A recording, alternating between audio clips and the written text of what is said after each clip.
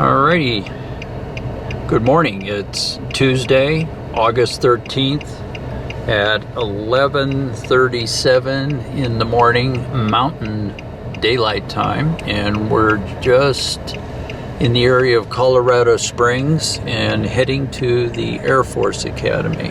So we're on the off-ramp from Interstate 25, and we're going to head on over in the direction here towards the mountains.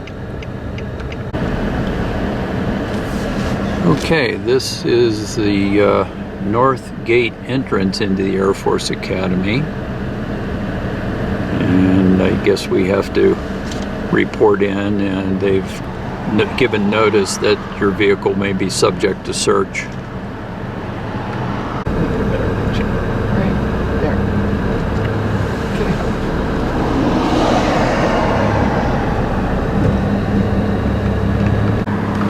Can you get it? Well, we just passed through the gate, and all of a sudden this big, I think it's a B-52 or a bomber, parked on the side of the road there. Well, this is a beautiful entrance here. It's got this long parkway. It drives up towards the visitor center, and it actually looks like we're headed right to the mountains here, but what a beautifully laid out landscape here leading into the Air Force Academy. Okay, we've stopped at a little bit of an overlook here that shows some of the campus in the background here, and we're actually still on our way to the visitor center, but what a gorgeous view here. It's a sports facility down here. It looks like track, and another athletic field in the middle there. I can't tell if it's soccer, lacrosse, something of that sort. And there's some of the buildings here, the skyline and the mountains in the background.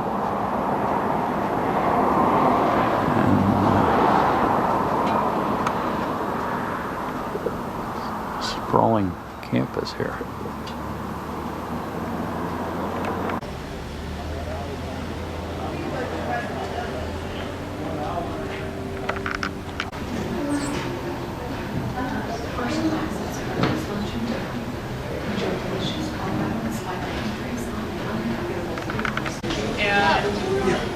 Walk over there from here? Maybe some,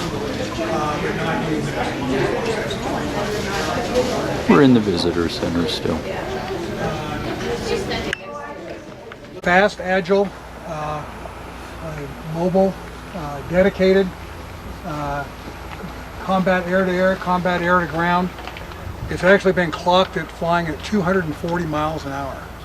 So it's pretty amazing. We do have a Falcon Club that takes care of the Falcons, feeds them, breeds them, trains them, displays them. We do have the Falcon on display at halftime at football games. Come up. The other thing that you can visit down here is our airfield, and you'll see some right now. It's kind of in between classes, but normally there's airmanship programs of glide and jump. Those are voluntary for cadets to do those programs, but about 95% of them will participate in them. Once they complete those programs, they become the instructors. There is very little active duty military that's here. Most of the training is done by cadets for education, a bit more understanding of what the Air Force is doing. So, kind of what a couple of people look at. We'll talk about a cadet year. So, and I'm going to start at the end. I'm going to start with graduation. Finals for the second semester of senior year are completed in the middle of May, and from that point they will go into graduation week. Seniors at that point to take control. So they are now responsible for where they're going and what they're doing. They're going to complete their things. They've got their assignments. Each year we have about 10% that go to grad school. We had 43 cadets that went to medical school this year. We had 2 Fulbrights and a Rhodes Scholar, a number of things like that, and that's fairly traditional for what we have, and 42% went to pilot training. As far as their commitment, once they graduate, they are committed to 5 years in the military, unless they go to grad school or medical school, and then it starts at the end of that school. unless they go to pilot training, and then it starts at the end of pilot training, and then it's 10 years, not 5.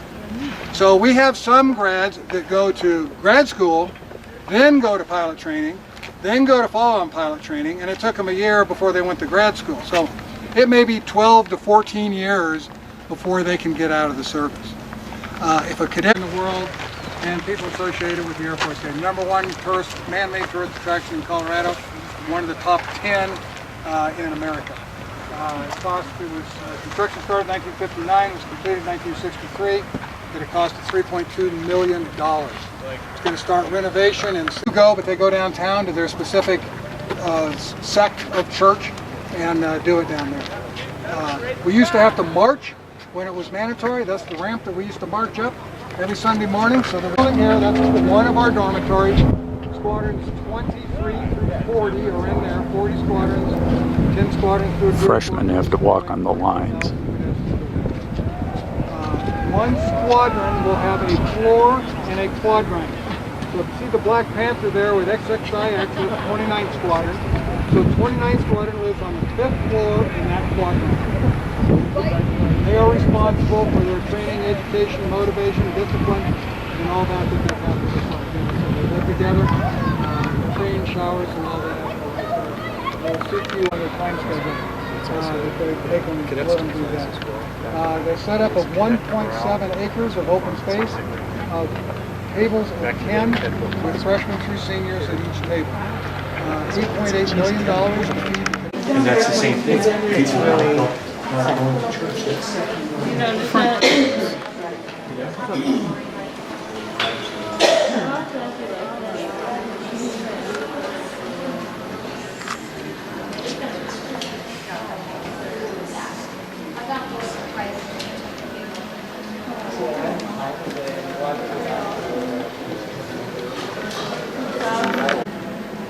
All right, we're inside the chapel at the Air Force Academy, and this is the Protestant chapel. There are different levels in this building for different denominations.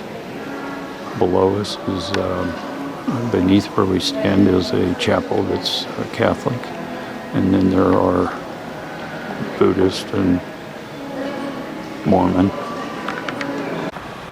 All right, I'm standing on the front of the chapel here, Cadet Chapel at Air Force Academy, and we'll just do a little pan around the area here. It gives a good overview of the campus from a little better elevation than I've been filming. The tour just ended, but very informative. It was a class of 1970 graduate from the Air Force Academy that led us on the tour, and he was very informative, very interesting stuff. All right, we're still on the campus of the Air Force Academy, and we're going over to the Eisenhower Golf Club and have a little bite to eat in the clubhouse.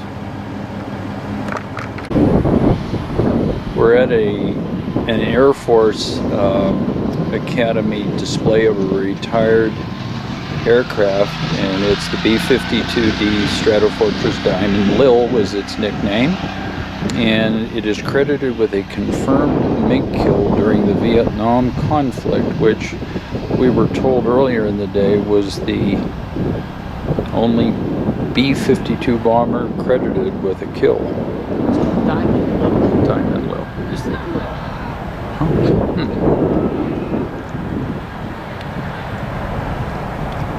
And we'll try to get a view. We're right underneath the thing. It's huge. This is the tail section from below.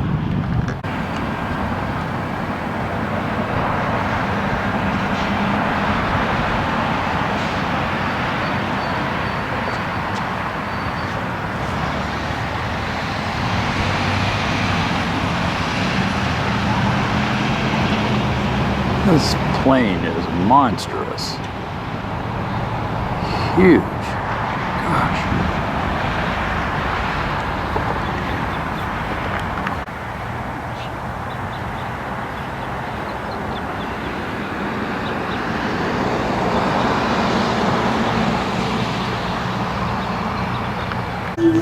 Okay, we're at the Garden of the Gods. It's at 3:45 on Tuesday.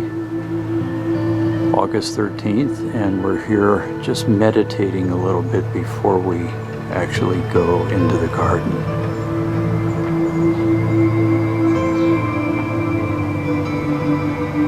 Oh yes, very relaxing. I'm refreshed.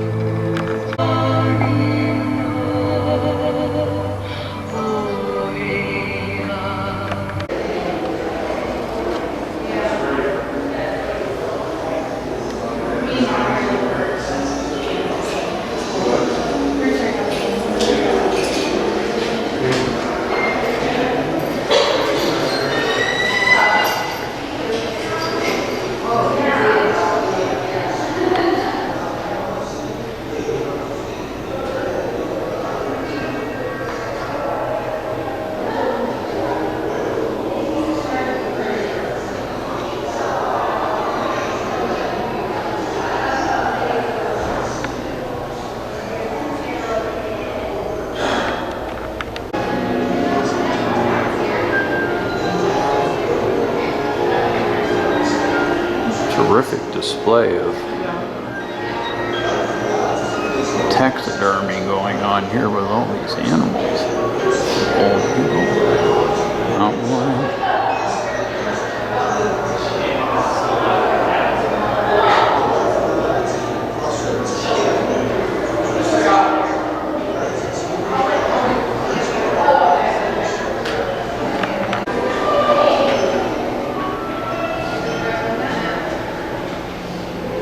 This is Buckskin Charlie, who lived from 1840 to 1936, and he was known by the Ute people, his Ute people, as Chief Sapaya. Buckskin Charlie led the Southern Ute from 1880 till his death in 1936.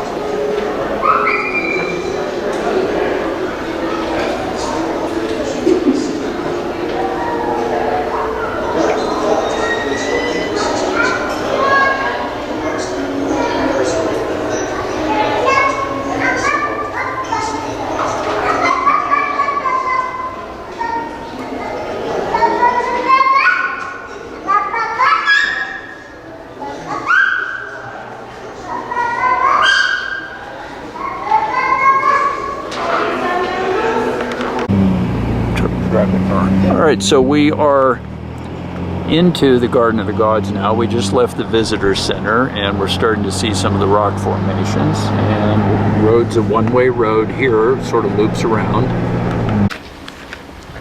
Okay, we're on the North Main Nature Trail here, and some of these red rocks reminiscent of the red color in Grand Canyon. Oh yeah.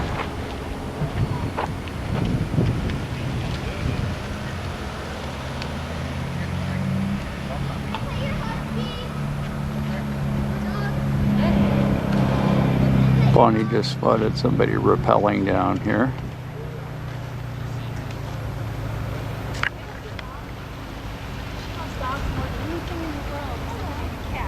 Can't imagine that rock is as solid as something like, you know, the granite at El Capitan or something. It coming off his feet. Yeah, You know, yeah, it's a softer. Soft.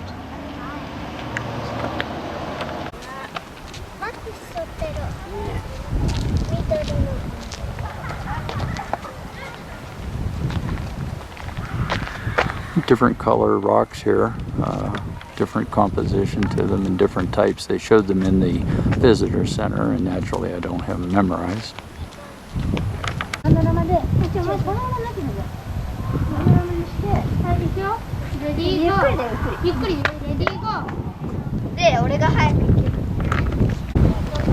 This is a paved trail through here.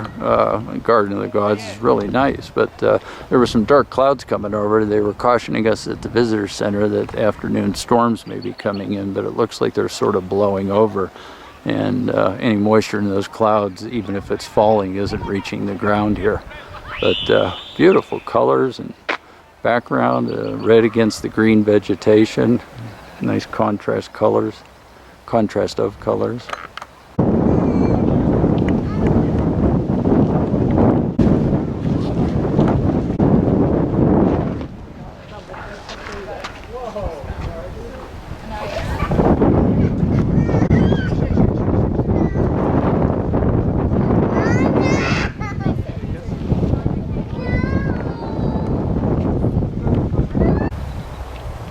Now we've come around the backside of this rock formation, and we've got sun at our backs this time, so Bonnie just noted it really brings the color out brightly.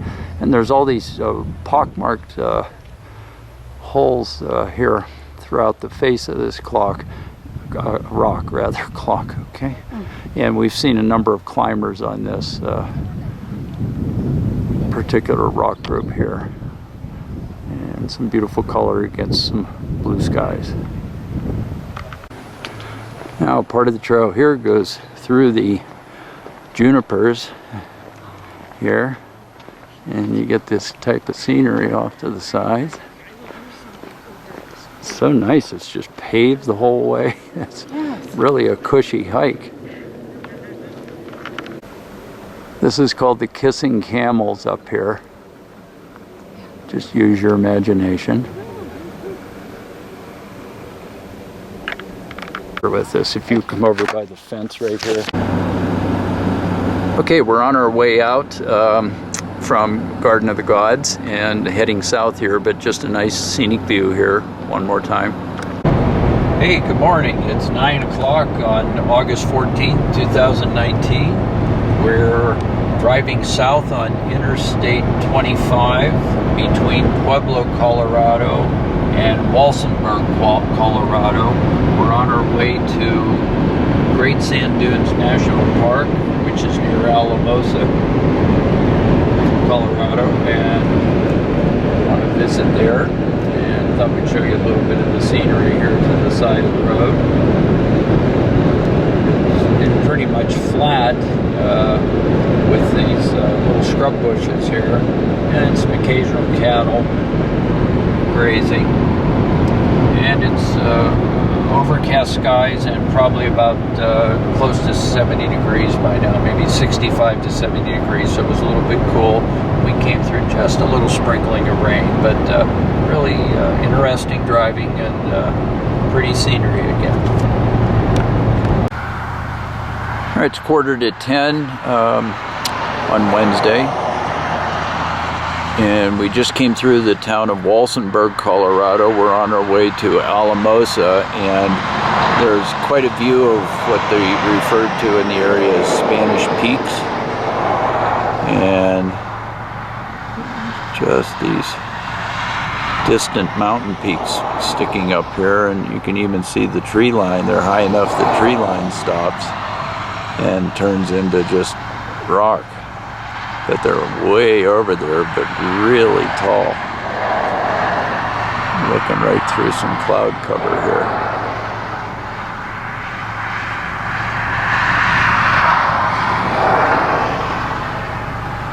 Okay, on to Great Sand Dunes.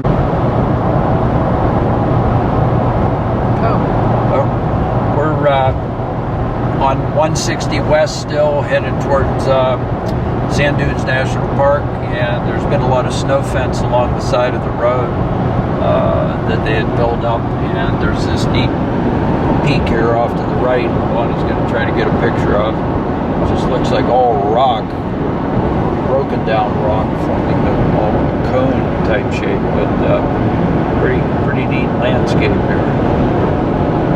Okay. That's it. All right. Tell me when you start. Go. Stop it, please. Go. All right, we're headed west still on Route 160 towards Great Sand Dunes National Park, and there's just some more change in the terrain. We have this interesting peak here off to the side. Bonnie's going to video some of that, and it's rather cone-shaped, but I don't know the history on it, the geology, whether it has any volcanic nature to it or whether it's just a lot of broken down crumbled rock, but pretty neat drive here. Talk to you later.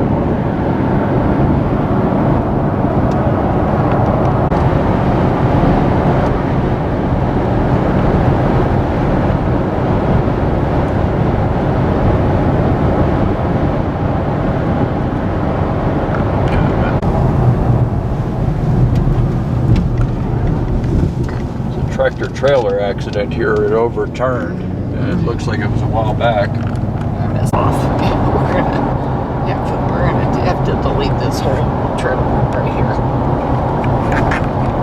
Leave it out the window.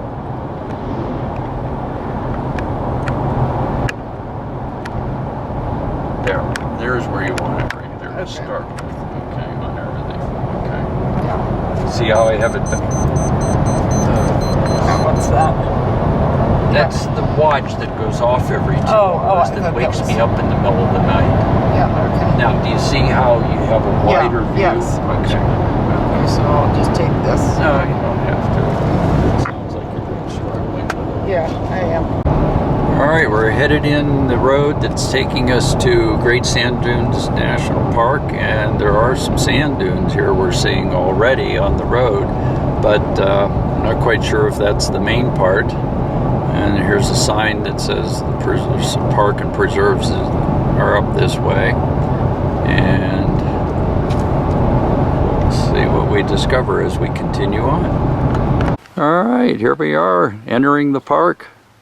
Bonnie showing us the sign as usual. We need that kind of direction each time we enter a park. And there are some dunes back over here in the distance. It's interesting, there are actually some green areas in the little gullies that are coming down off the dunes.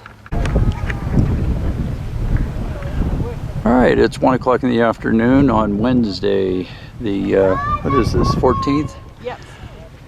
2019 at Sand Dunes National Park. We're at the trail that leads across to the dunes. This is Medano or Medno Creek, depending on who you talk to in the area. But anyway, it's not normally, but when there's water flow, this would be something you'd take your shoes off to cross, but it's pretty much dried up right now. A little bit later in the season and the snow melt is eased up, but you go across here and then head up these dunes if you're so inclined. And I'll try to gradually zoom in here to show you there are people trying to make their way up here to the very top of the dunes. Sorry for the jerkiness there. All right, we're about halfway across the flats here from the parking lot towards the base of the dunes, but we just noticed how crisp the outline is across the dune against the blue sky. And there are actually people out here with chairs sitting, and I don't know if they're eating lunch out there, picnicking right in the full sun without any shade. But anyway, we'll see what gives as we continue on here. We don't know how far we're going to be able to get.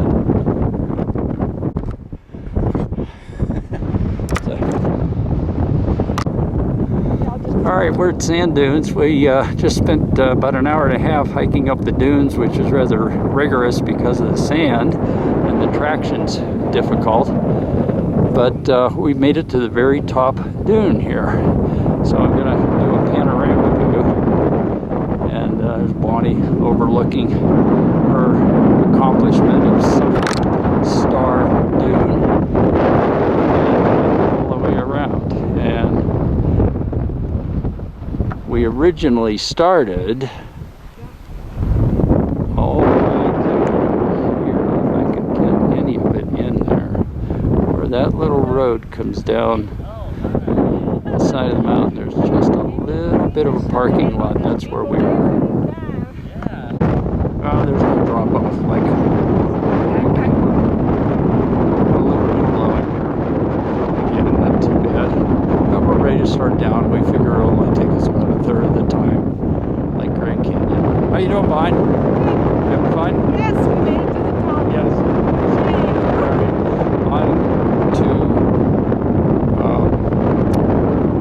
On to dinner tonight at Olympus with Shannon and Andy Bryson. And we'll see how they're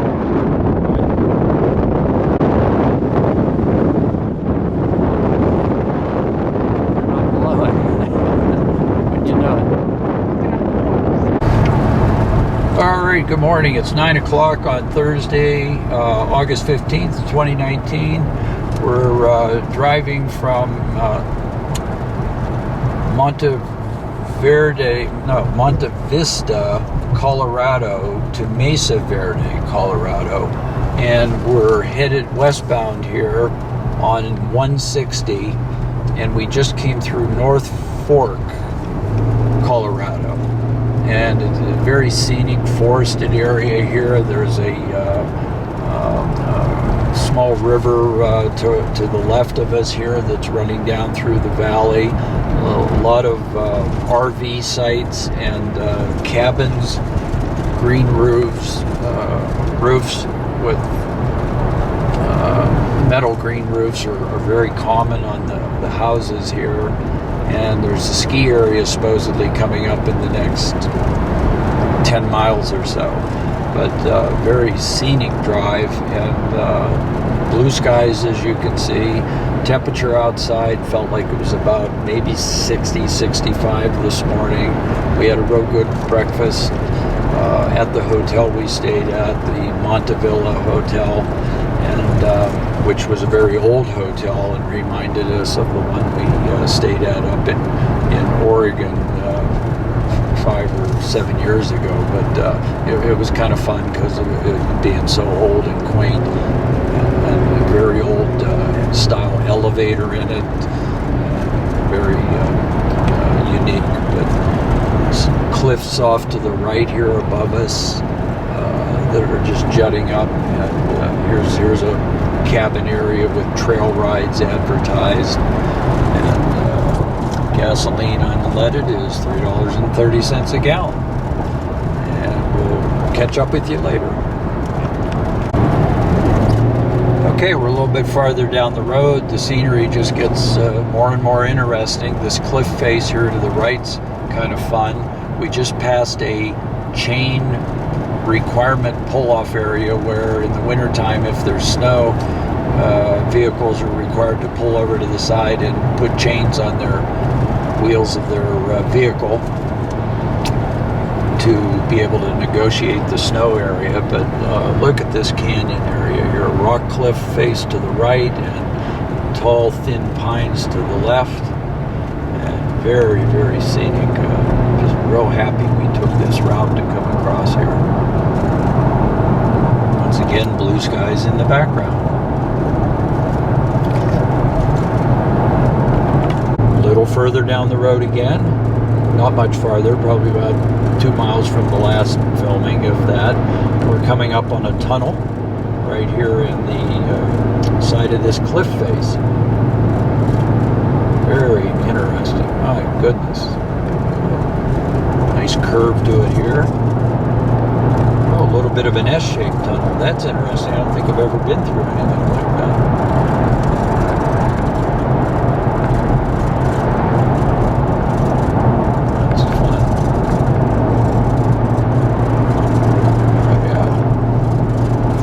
Cool.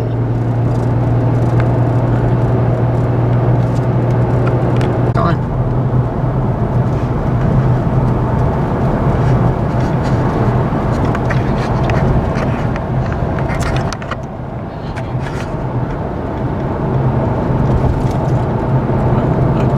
That's a great view there. I would try to get that.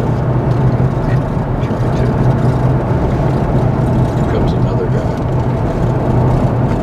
Try to film this. It's on. Oh. Been on. We're further west on 160. We've just come through a very mountainous area. We drove through an avalanche type tunnel where it protects the roadway from avalanches. I think some of these rock slide barriers on the right side here help guard the road as well. But there's a hairpin turn that we've been warned about several times that supposedly is coming up in the next 2 miles or so. And there's been several runaway truck ramps here off to the side. I just got a glimpse of the hairpin turn down here, so we'll turn the camera off and pick it back up when we get the hairpin turn. All right, here's the hairpin turn that we're coming up on. They're advising 25 miles an hour to go around it, and it is pretty sharp here. This is quite a downgrade. I don't think I've had to put the gas pedal on the truck here at all for the last 6 miles. It's just been coasting. So that's a hairpin that direction, and then I believe it's going to do a hairpin back to the other way here. It's crazy driving. Very steep grades here. There's 7%. Some of the prediction. If you hear any squeaking in the background, we have a styrofoam cooler in the back seat of the truck, and it's vibrating, and we're becoming a little neurotic from its squeaking. Now here's the other part of the hairpin turn that doubles back the other way. It sort of reminds me of the twists and the turns that we had in the Salt River Canyon down in Arizona that was cutting through from Tucson up to Painted Desert and Petrified Forest National Park. It had a lot of twists and turns and back and forth switchbacks like this. There's some motorcycles. Boy, very scenic. And then look at the valley ahead of us there, with that cut through the rock and then the valley opening up. Beautiful countryside. What a great driving trip. Okay, we're on 160, 10 o'clock in the morning, and we are west of Pagosa Springs, just passed through. Thought this little rock formation on this mountain edge up here is kind of interesting because it's such a sharp contrast to the blue of the sky and then the way the geology forms out there. Very scenic again, but some cattle country here, and people raising hay and stuff like that. Okay, thanks. Go. Well, if you're touching it, it's...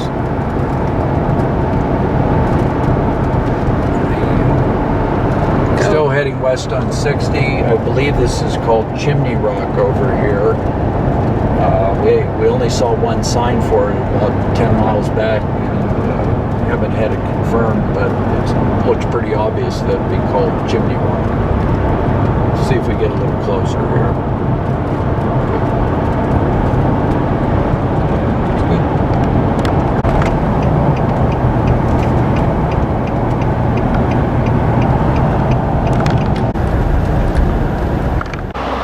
Okay, almost 12 o'clock on August 15th. We're entering Mesa Verde National Park.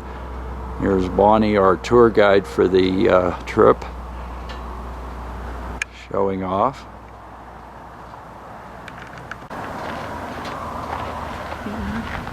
Beautiful blue sky day. Temperatures are warming up. And there's our vehicle. Bonnie wanted a pickup truck, so she felt like she was more in tune with the Western lifestyle here. Alright, we're here in Mesa Verde National Park, and we're signed up for the 2 o'clock tour of Balcony House, and we're just waiting the arrival of the park ranger.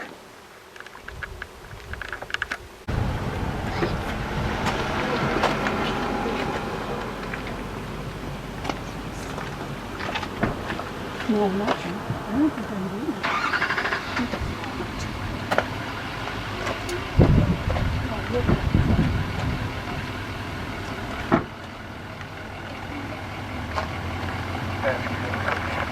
We won't pass. Josh, pick up.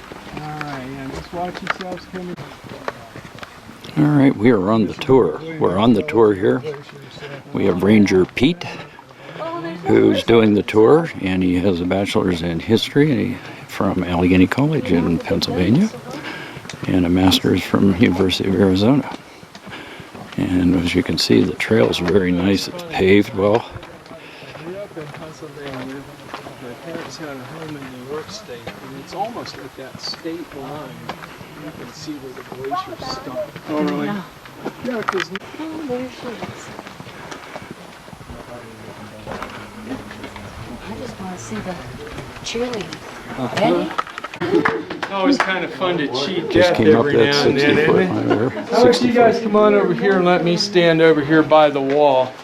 This wall is 800 years old and there's no rebar in it. Get it? Okay, so you're probably thinking like, man, that's a lot of work. Well, that's a lot of grins and giggles. That's all Park Service. That's the way they got in here. The way we're going out is the way that they would have come in. You're still thinking, man, that's a lot of work. Why in the world would they come up with a gift? Let's say this was the clan of the rain people. You know, when you're dry farming, rain is really important. Kiva. So these guys go out and they sing and they dance and they pray, and we get water. And that might be the clan of the hunting people over there. We want meat. Those guys go out and they're out almost all summer, and they come back with dried meat. They come back with animals. Sure. Thank you so much. All right, 1, 2, 3, 4, 5. There we go.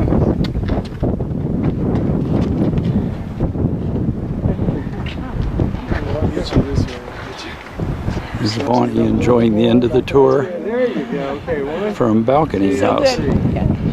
Amazing.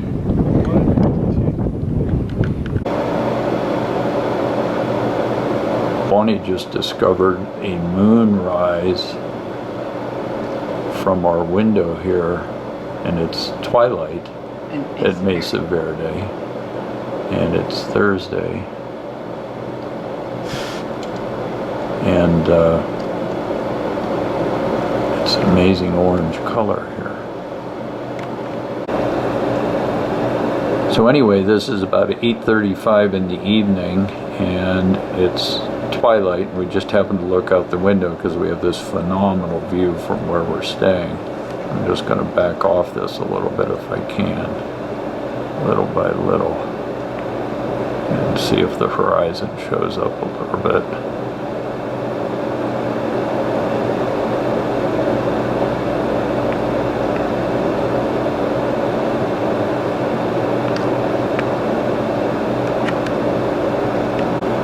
Alright, it's about 8:35 actually, and the moonrise we're getting is just phenomenal because it's just coming up over the horizon here, and see if with twilight here some of the horizon, or rather the mesa, shows up.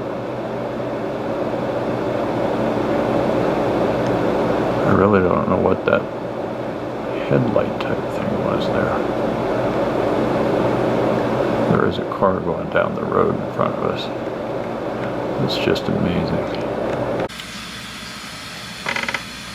Good morning, everyone. It's Friday, August 16th, 6:15 in the morning. This is the morning we have our tour that we're taking at 8 o'clock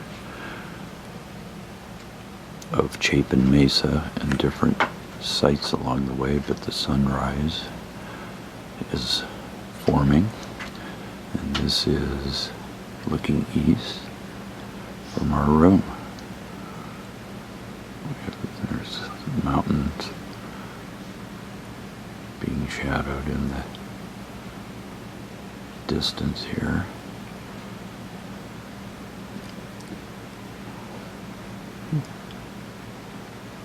The story they tell you about the view from these balconies is that you can see 70 miles in 4 states, but someone else on the internet disputed that that was the case. But we're getting sort of a soft bluish gray sensation here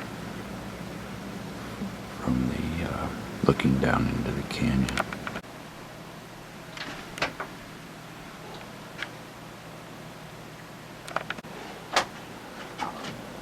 Also, if I look a little bit more around towards the northeast, you can see the other rooms, some of the other rooms of the lodge here, and the way they are positioned to overlook the canyon and the distances in front.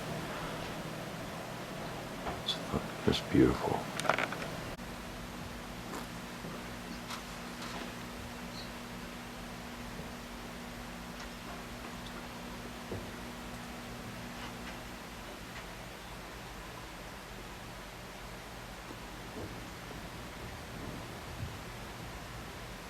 Sunrise at Mesa Verde. This view is really hard to tolerate. Bonnie with her morning coffee, getting her fix.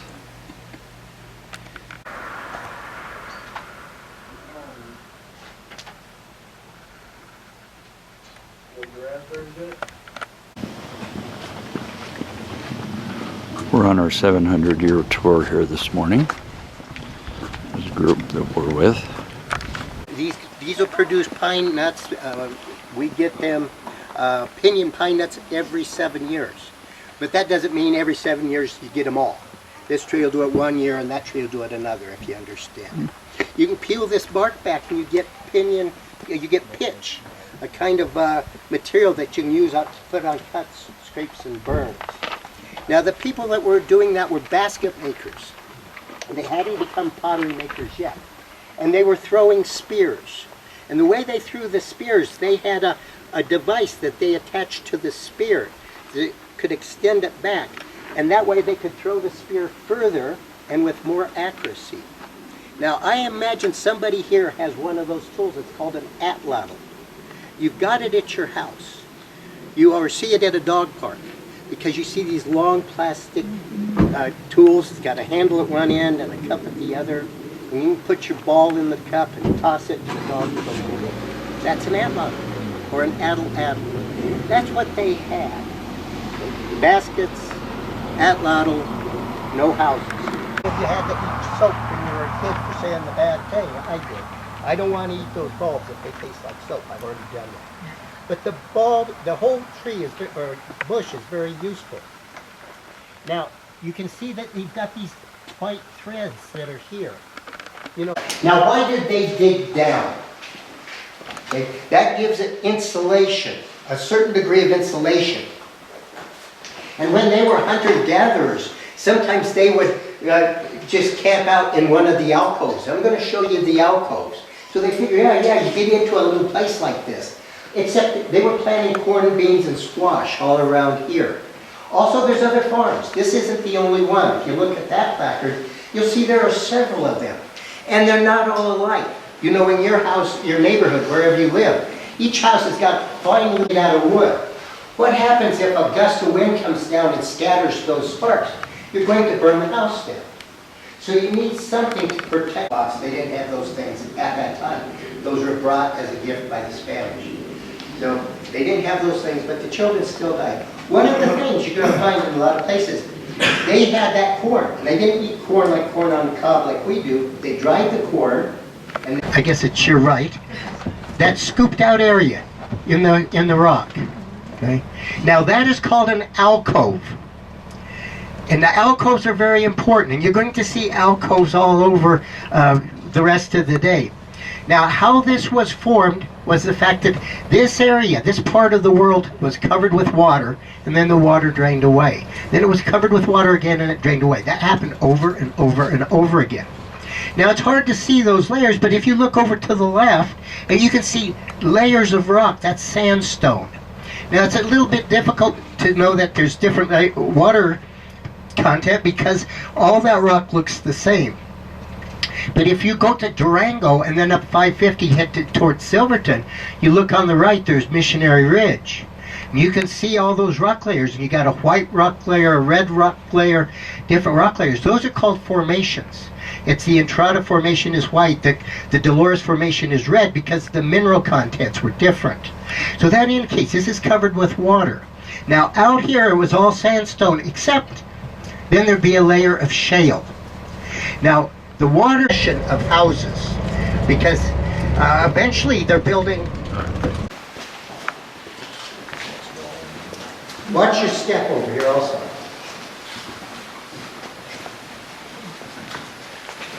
It's a lot deeper. Okay? When you've got this thing covered up, it's going to be really well insulated. But some things still in common. They're using wooden posts, okay, for building design. They've got the ventilator shaft that comes down to fuel the fire. There's going to be a deflector plate in the kiva. Plastered the walls to make it smooth and nice. Okay? And so that's what the first group had. The ones that had those wooden stuff here. Then they started putting wooden beams across here. And what I want you to do is think of a closely woven basket that's upside down here with a hole in it. Because by weaving this all in, just like they did that first house, they're weaving a secret right on here. And so this is eventually going to be right up to this level here. So when you see that picture of them walking out, it's level right here with a hole in the middle and a ladder coming in. You still have the vent for the air, the deflector plate, the fire pit. So we have one more new thing. Okay, and this is this hole right here in the ground. Now, that is called a sakapu. It's used as a device for the people to remember how we got here. Because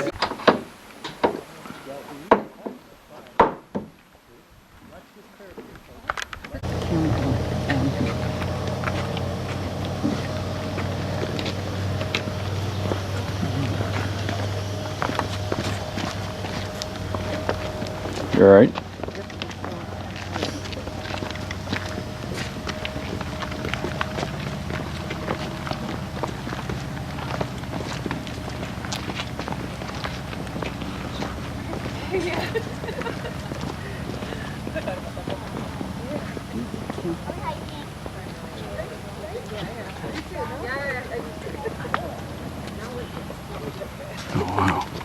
okay, where we want to start here, okay, is right over here.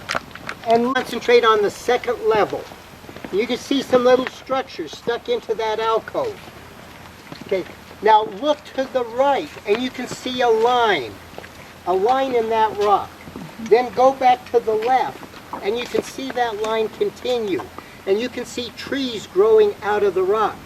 It means there's got to be moisture back in there. Then as you go along, you can see a big rock that has fallen down, and there's a 15-room house back in there. And then you go along a little bit further, and you can see the evidence of a 20-room house. Then we continue to the left, and all the way back into that alcove, there's a 150-room structure there. Oh. And you're going to be down there in an hour. Okay? Oh, so wow. That's Cliff Palace. Now this is called Cliff Canyon. And then this is Fuchs Canyon coming up here where we're going to go next. And it's named after Jesse Walter Fuchs, the first Smithsonian archaeologist that came up here when this became a national park in 1906. So we'll discuss these things as we go on up there, and we're going to make another couple of stops to get more of a view there. But I wanted you to see this whole area here, because you can see all these structures all along here. Been going up the pictures, but they're building fires, they've got meat hanging up and stuff. Well, they slope downward. If you're going to build in there, you need to build a retaining wall.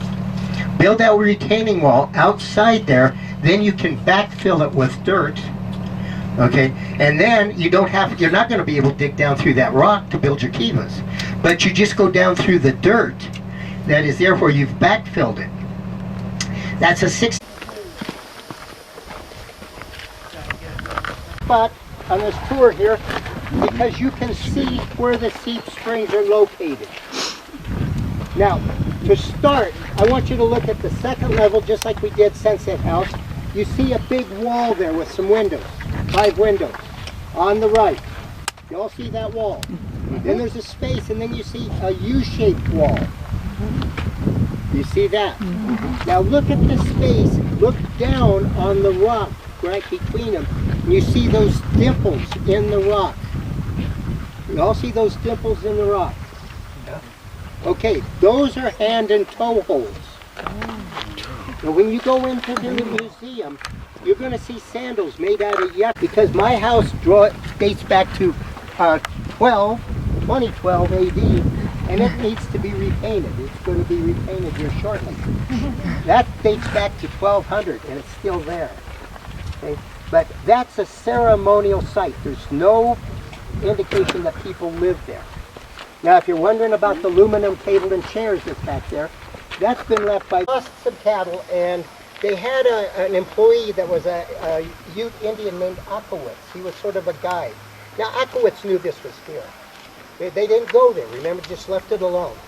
Then on December 18th, 1888, they were up here with Akowitz, Charlie Mason, and Richard Wetherall looking for the cattle. And they couldn't see across this valley. The cloud behind. And so they started Cliff Palace. started keeping a record of it. And so that's part of our story as we continue on. But go ahead and get a picture here. We've got a few more minutes. Family picture. I'll help you with pictures if you like. And then we'll head on over. The way you're going to do the tour, you're going to meet a park ranger. And then, not the fun part, but really, it's really interesting work. There's Bonnie all raring to go. I am. If you're confused, how are we not? All right, Bon, there's no smoke in here. Put out your cig. Oops, let me throw this cigar.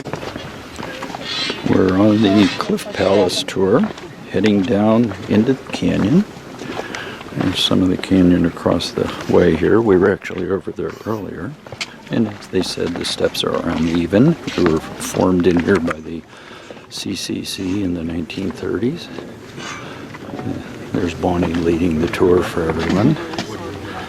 Our tour guide is from Fort Cherry, Pennsylvania, outside Pittsburgh, right there in Washington County. She's a park ranger.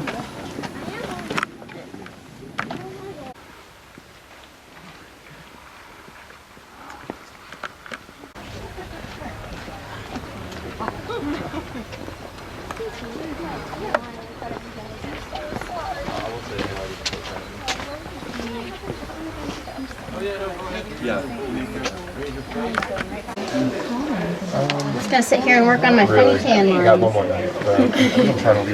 Oh, you should see, I have like tan lines from my Chacos, but then I have like tan lines from these socks, and like my watch, and like it's so bad. So I always, whenever you're here, actually it's not that bad, it's not even like that big of a drop off. So I'm telling you, I have some people that sit right here, it's all fine. Is that your joke? Listen, no, it's not a joke. You already heard all my jokes. I'm done. I'm all serious. I'm serious Ranger Faith now. Yeah, go ahead. Oh, okay. So what's going on here is sandstone is being sandstone and doing its thing. All right, it's Friday, August 16th at 2:30 at Four Corners Monument here. And everybody that we've talked about this said not that big of a deal, but let's see what it is going on here.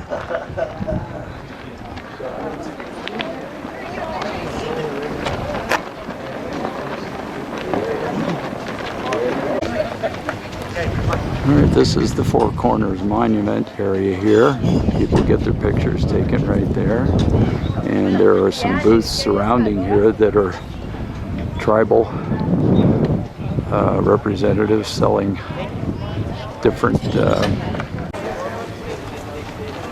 different tribal wares, jewelry, pottery, things of that sort. I believe the way this works out is it's the only place in the country you can be in 6 places at the same time. If you're in the state of Colorado, Utah, New Mexico, Arizona, and then Navajo tribe and Ute tribe all relate to this area here. I'm now moved over to the opposite side of this quadrangle here, so it really doesn't look all that much different from one side to the other, I guess. But a variety of silver and pottery items once again here in these booths. Okay, good morning. It's 8:51 on Saturday, August 17th. We're at Chapin Mesa in Mesa Verde National Park, and this is the park headquarters, as you can see, museum, ranger station, and so on. And we're going to touch base here. We've seen some of the cliff houses in this area yesterday, but there are a couple of other places we want to see, and then we're going to move on to Wetherill Mesa. Well, look who we found here.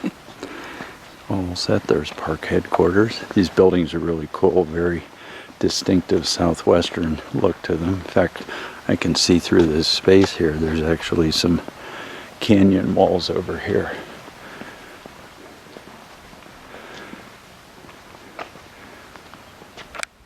All right, so we're headed to the museum here, and we've been told this is a pretty nifty place, so we want to touch base here, see how this is. And a bookstore.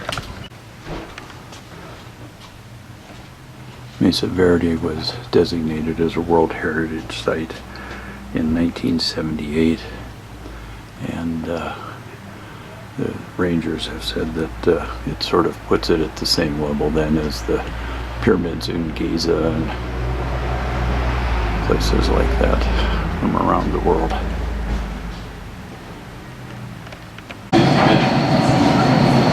We're in the museum at Chapin Mesa.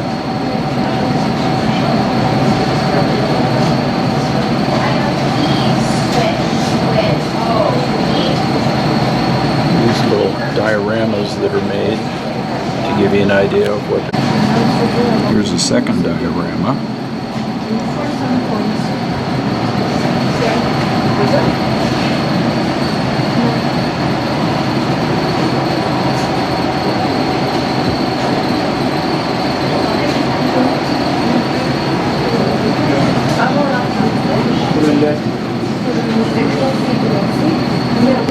Oh, I wonder if they're, yeah, here's the third diorama.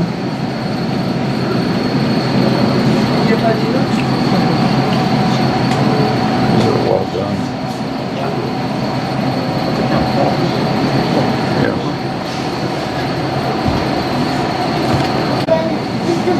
Right, here's the next diorama. What's that guy? 1,200 years ago. No, this one is awesome, Mom. Yeah. I remember reading that they built these in arcs. Mommy, this right. Mommy. This right is the thing. This diorama here is about for representing 800 years ago here in Mesa Verde.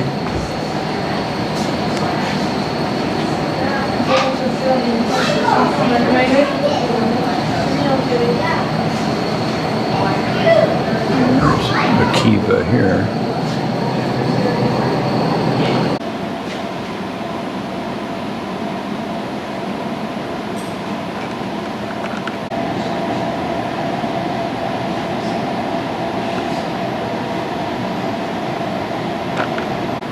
These are paintings that are on like canvases here in an auditorium room in the museum, and representing and depicting different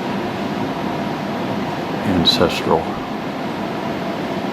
indigenous tribe type activities.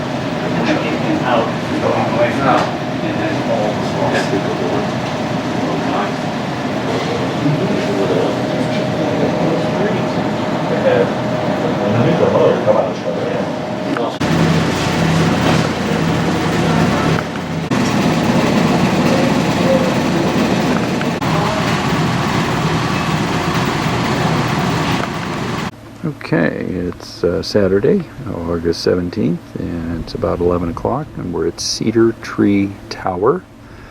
And it has a kiva here built adjacent to the tower.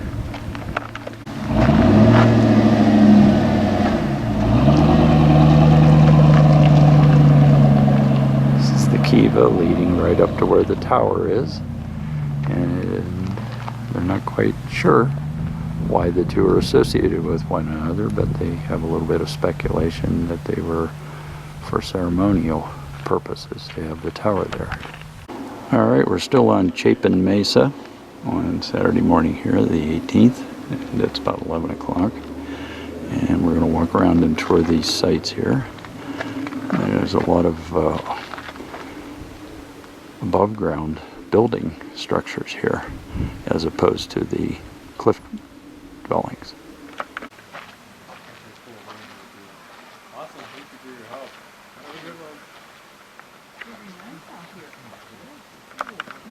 Have you been on tours? Oh, yes, we went around on the balcony.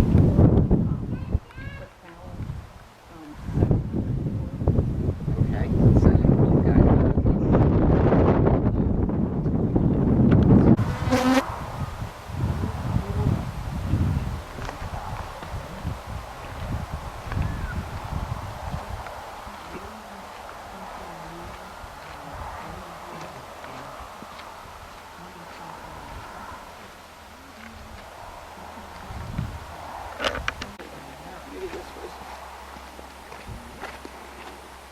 A lot of above ground structure here.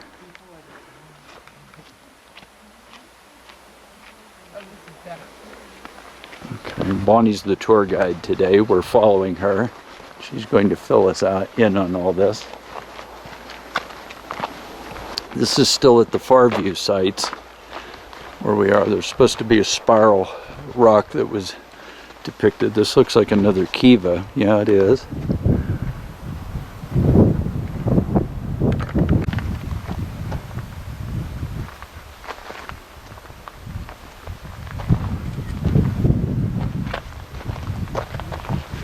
There's the spiral rock in here.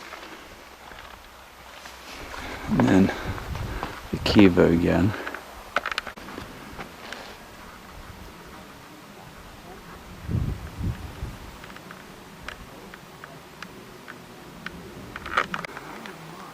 A picture of on this plaque of Farview House, which we're on the tail end of the view here, but this, we were told by the volunteer that this large pile right here is the way this all looked, and they had to excavate down to find out the shapes of the rooms and some of the walls, the way they were formed.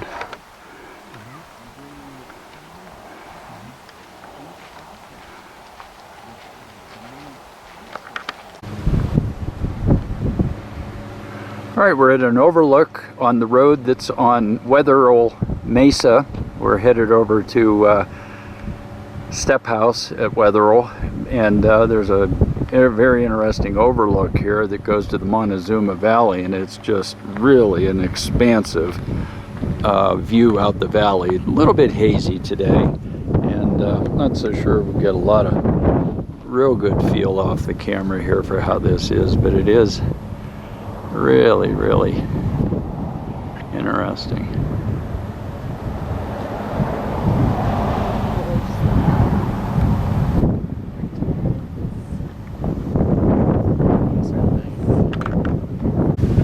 Okay, we're at Wetherill Mesa at the information center. There are some rangers here. We're going to find out about the tours. The Longhouse tour requires a tour ticket, which you have to buy at the visitor center at the beginning of the park, and we didn't buy one, but that was okay because we had two other tours that we were already scheduled to go on. Step House is the one we want to take in today, and it's extremely dry up here. There's evidence of a fire from a long time ago, and then this is the facility up here, but rather barren. All right, we just finished speaking with the ranger at the center up there.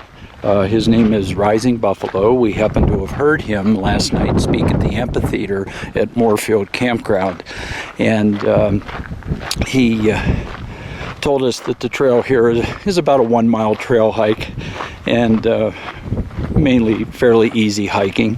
And we're on our way once again to the Step House cliff dwelling site. So we'll try to keep you all abreast as we move along here. Here's a view of Step House from the trail. It's under this alcove that we're zooming in on.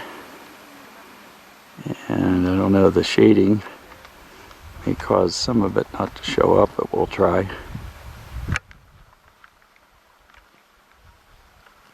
And now once we're down there, we'll be headed out by a trail back up to the trail head. It's kind of a loop trail out here, but you can see it running along the edge of the portion of the mesa there. I don't know what to call that, the hill. Okay, we are at Step House, and this is actually a reconstructed pit house that they say is unusual for being in one of the alcoves for the cliff dwellers, because they typically were built up above on the cuesto. So it's interesting to be able to see the actual structure of this here. And there's one line of thinking, and the reason it's called Step House is if you look up this direction, this particular rise in the topography here has a series of stones that are in a position that actually look like steps going up and working their way up around. So that gave rise to the name here. Yeah, figures it's a big volcano.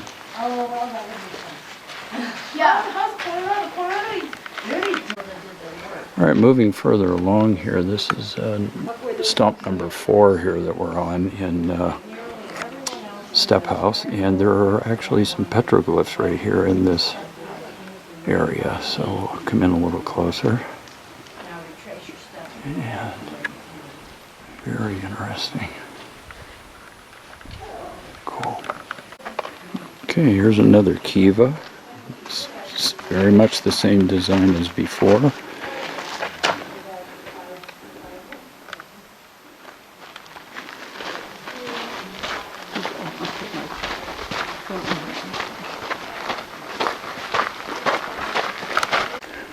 Here's stop number 6, and the description guide I had left in the car, so I can't really read this, but another kiva here, and this has quite a commanding view of this area when you turn around and look. And there's actually 2 different eras of occupation. This was more of the basket weaver group that tended to build pit houses, and they put that in this location, and then this is the cliff house construction here, which is a different group. Here's also stop number 7, but I want to show you there's a handprint up here on the rock face. It's outlined in black.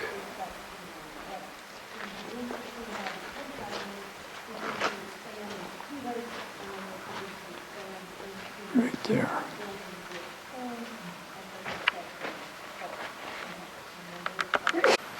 Moving away from the handprint, I'll show you the panorama from this viewpoint, because we're fairly high up on the cliff dwelling here. There's a ranger down there talking with some individuals. And these folks, when they lived here, had quite a view looking across the valley. Here's some evidence of the burn that they had here. When was it? 2000? 2000. And it's just all charred and sitting there and not rotting away at all because of lack of moisture. Very dry climate. Here's yucca. We saw in the museum this morning how vast the number of usages were. The list was just almost endless of what they were able to do with yucca. They made sandals with it and wove blankets out of it. Used the fiber for creating cordage, and even some medicinal purposes. The root itself, however, uncooked and so on, is supposed to be toxic to humans. All right, here we are on the trail on the opposite side of the one that we used to get down to Step House, but it's right along this line here and right in the center part of the picture. And we're headed back. It was a big loop trail, about a mile overall, not much to hike, and that's a little bit of elevation change here. Step House is back in the alcove here, right in there. Okay, good morning everybody. It's Sunday, August 18th at about 8 o'clock. And just want to give you a little tour of where we're staying here. We're actually checking out of. I usually do this when we first show up, but we have the end unit, number 140. Let's see what this looks like in here. Hey, hi, come on in. Oh, okay. Oh, what a nice room. Yes. A little pedestal sink here and everything, and the little mandatory mini fridge. And there's the bed with a southwestern motif here, and dresser, and no TV in the room here because you're immersed in the park. And look at the view we have out here. This is just something else on this balcony. So let's take a little look here. Door to come out. Had breakfast and dinner and lunch out here sometimes, and just quite a view out the front, or the back, I guess. Saw some wild, or rather feral, horses out here last night. The blanket on the wall here, which is sort of part decoration and part blanket, if it were cold, you could use it to cuddle up. But it was a design that was made by Pendleton for commemorating the 100th anniversary of the park here. Mesa Verde National Park, and that was in 2006, okay, because it was declared a park in 1906. So it'd be 2016. Oh, that's right. Yeah, 2006. Yes, it's early in the morning here. We're having trouble with the oops. Okay, so we're going to go on our way and do a hike now. Bye. Okay, so here we are. We're at the beginning of what we're doing here today is the Petroglyph Point Trail, and it's a loop trail, and what is it, about 2.5 miles? So off we go. What's nice is this trail's paved for a while, I can see.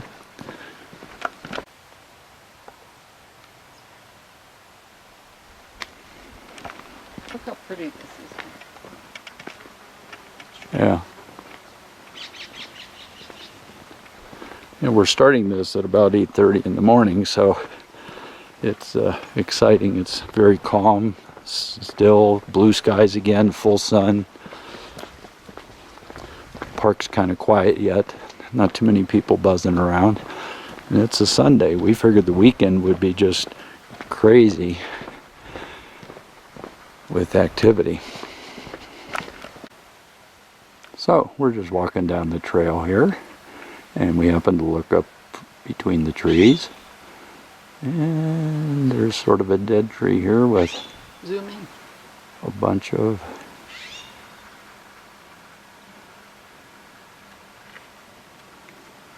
vultures sitting in there, just hanging around. It's kind of an ominous feeling because, I mean, we're on the trail and they give you warning signs of danger and take plenty of water.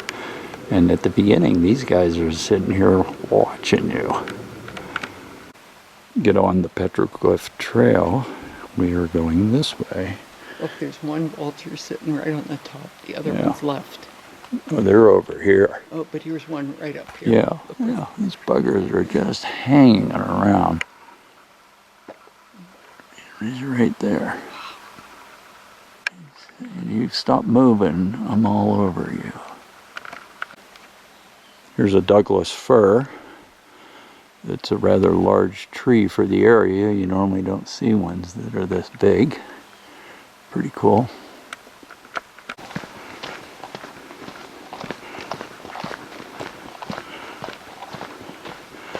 Well, we've been coming down for quite a while, and now we're going to pay the price because we're starting up, and here we're at about 7,000 feet, 7,100 feet, and we have definitely noticed that it does tax your breathing a little bit. Even though we've been here for 3 days,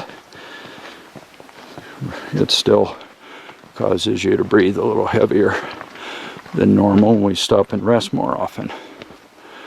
This is definitely uphill now. Alright, now the trail certainly gets a little bit narrow here.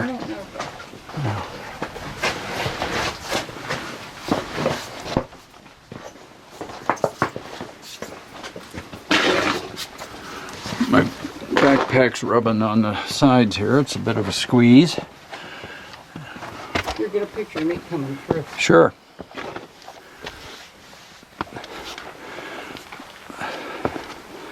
Let's take a look back here. There's Bonnie down in there.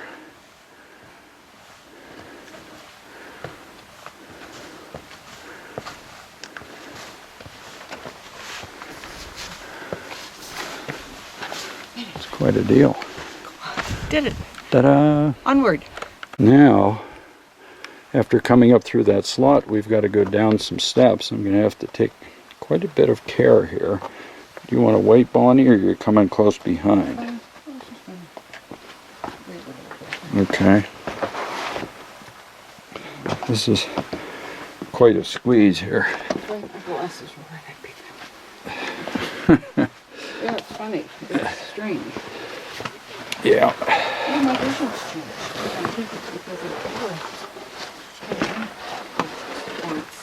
This is quite a hike here down this, all this sandstone steps, and we're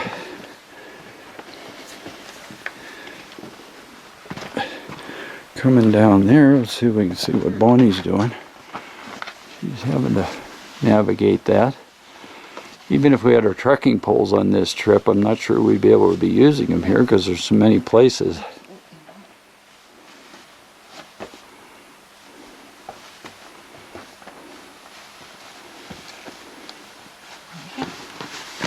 Made it. We're still coming up here a little bit after quite a drop down on the trail, but it's very quiet. I'll stop talking and you can hear that it's quiet and very peaceful.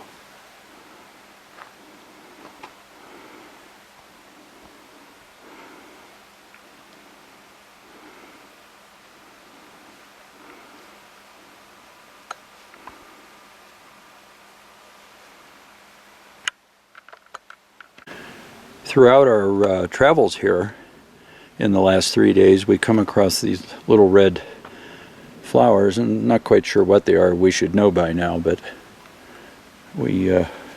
Bonnie loves them. I'll try.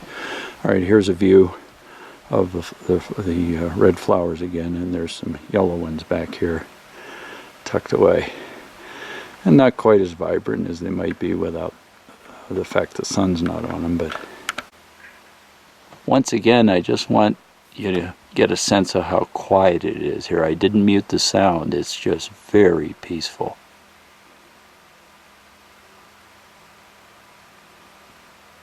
And of course, we get a fly.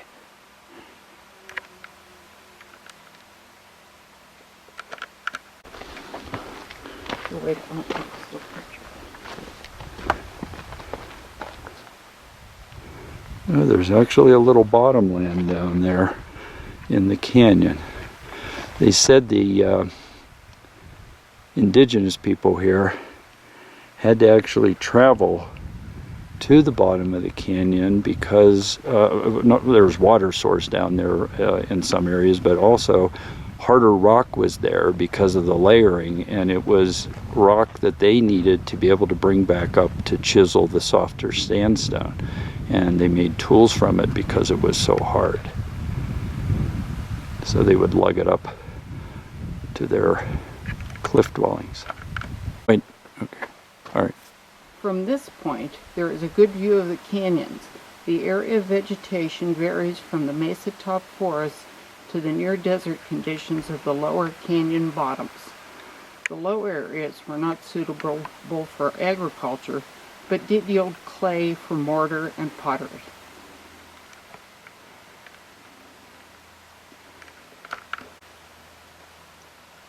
Also at the top of the Cuesto is the most dominant trees are Utah juniper and pinyon pine forests.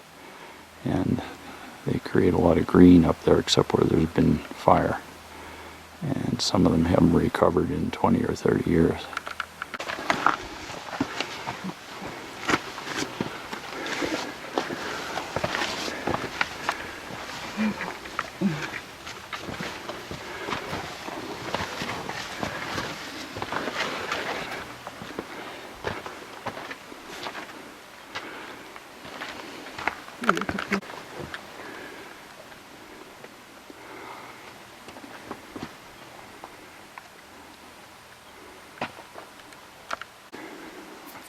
Well, we're gradually coming up on the trail, and we just happened in this alcove to spot a small cliff dwelling area here. You can see the vertical walls tucked in here, and it's hard to tell what goes on behind this area because we can't see up around it. Okay.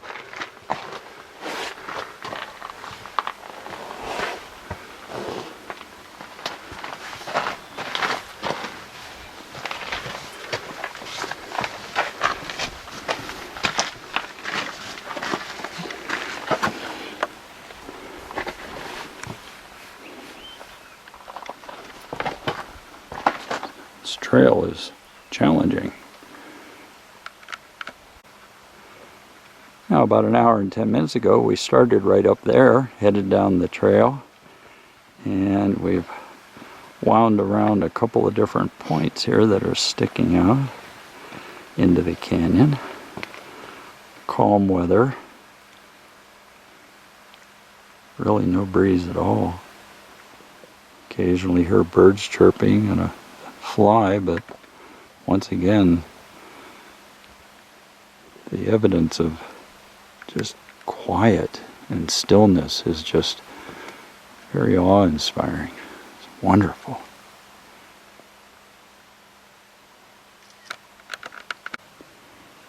All right, we've reached marker number 24, which is the Holy Grail of the Petroglyph Trail, because behind us are the petroglyphs. And as you might expect, there's a sign over here that warns people to do not touch the petroglyphs. There are two hands. Yeah, there are hands up there. So with this, the pictograph point is the largest and best known group of petroglyphs in Mesa Verde. The panel is misnamed because pictographs are painted on rock, whereas petroglyphs are carved into the rock. The Anasazi stood on the ledge and chipped the design through the exterior desert varnish to the light sandstone beneath. In 1942, 4 Hopi men from northeastern Arizona visited Pictograph Point and interpreted some of the glyphs. The interpretation is in the brochure that we picked up at the visitor or at the ranger station before we started. We can look at that when we get home.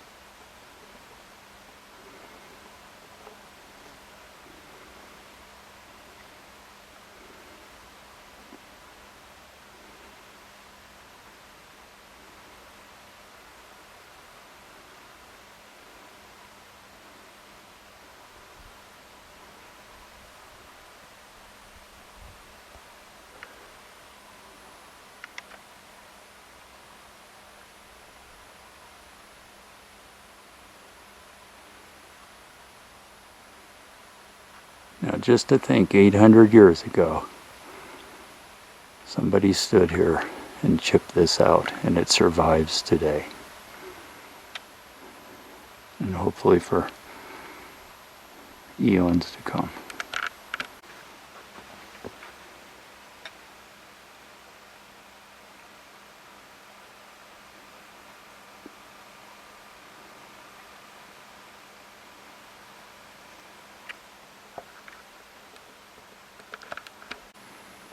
Just trying to estimate the dimensions of this. I'm guessing it's about 20 feet long and about 8 feet tall. The bottom edge looks like some rock has flaked off over the years. Could be 20. Coming up the trail from the petroglyphs, we run into a sign that says museum. So this is the way we go. There are some footholds and handholds chiseled out of the rock here that we're going to guess was done by the CCC. And we get up here, and then we have to come back up this way, which is quite a challenge. We have just come upon an amazing overlook on this trail. We've just come up a series of very steep steps, some of them actually chiseled into the rock face. But this is quite a drop off down here, and you won't get a feel of it through the camera lens.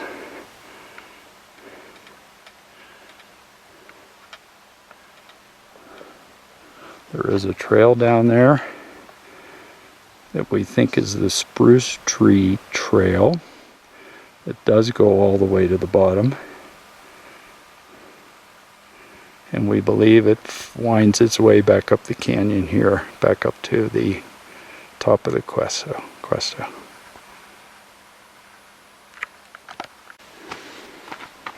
Which way do we go? We're nearly at the top on the Cuesta here. There's Bonnie.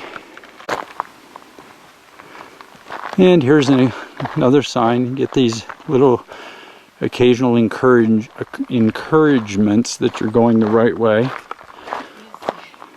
Bill, you can look down there. It's crazy. How far out here do you want me to go? Just one more step. Ooh. Now we are up on top, and that is a drop. There's some of the trail down there, I do believe. We're up there.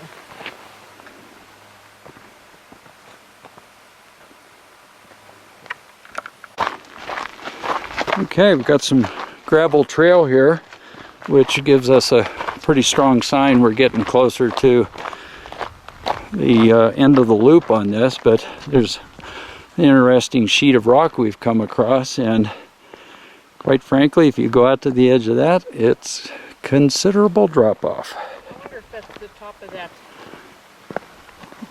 Yeah. Maybe not. Look, they've got, watch Bill, you don't trip. They've got screws in here, or what do you call this thing?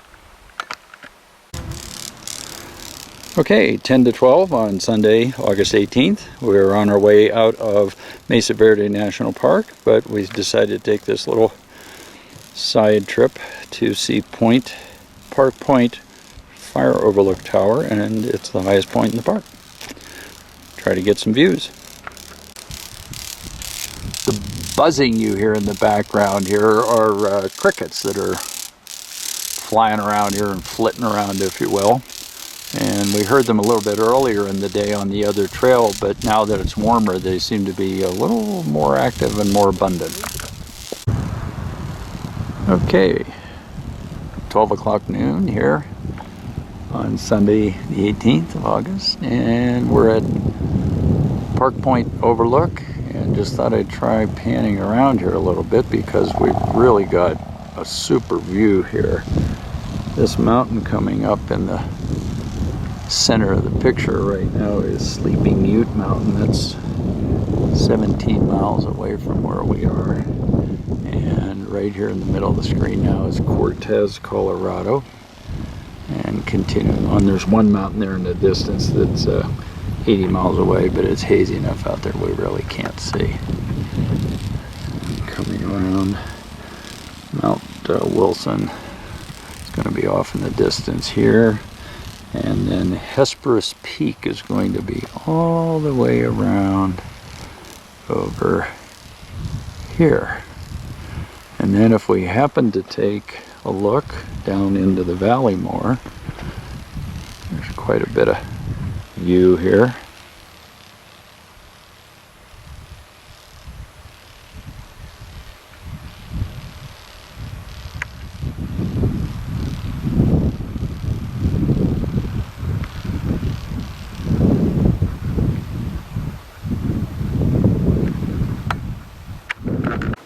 Okay, we're still up at Park Point, and this is the fire station up here. Fire tower or lookout, built in the 1939 by the CCC, and keep a lookout for fires. Right here. Cool. Here we are at Park Point again at the southern overlook. Some of the views you can see go to about 46 miles. Shiprock is down here in the distance. And there's quite a bit of haze through the valley over there for sure. But once again, just a real terrific view here. Down around, I don't know, let me see if I can pull in on Shiprock here. It's going to be hard to tell because it's so hazy. It's difficult to see it in the screen in the camera here.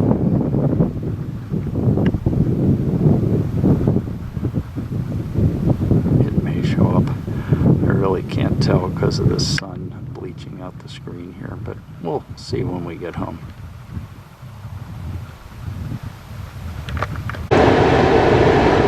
Just as a little addendum, when we were up there at the top of Park Point Overlook, it was the highest point in the park and it's 8,572 feet.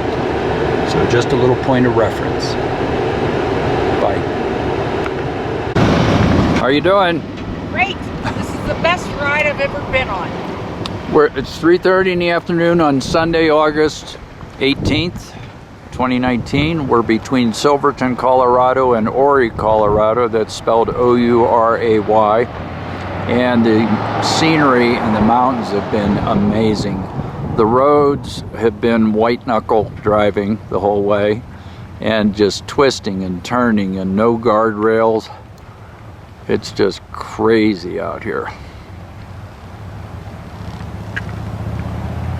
So I think we're not too far from Ouray, but we'll see what we find as we go forward. I think this will be a good example of what the road looks like. This is another one of these S-turns that's like an S-turn on top of an S-turn on top of an S-turn. But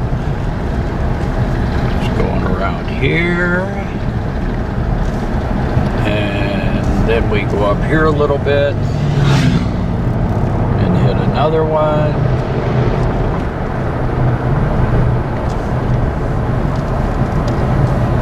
It's like one hairpin turn after another. It's just crazy stuff.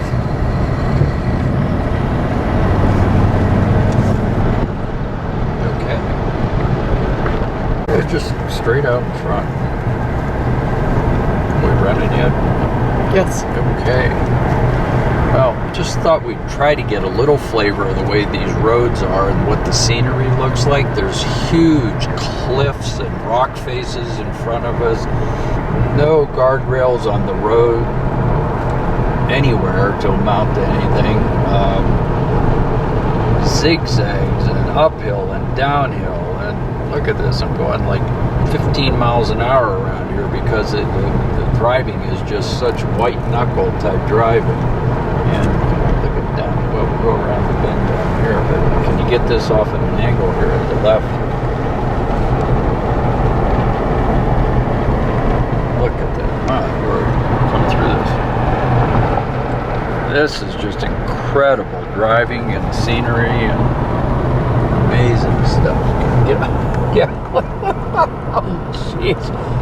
I want to know who came out here and dug the dirt out to be able to do this road. Good golly. Oh my word. Color changes.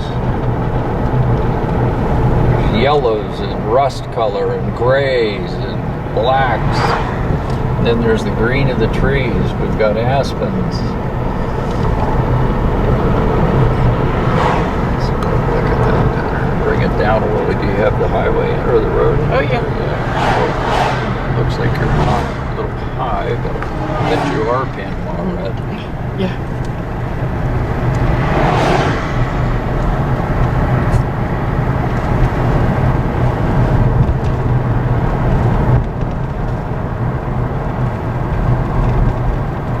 Holy smoke. Oh, jeez. Oh, I can't even get over 25 miles an hour here. It's just crazy.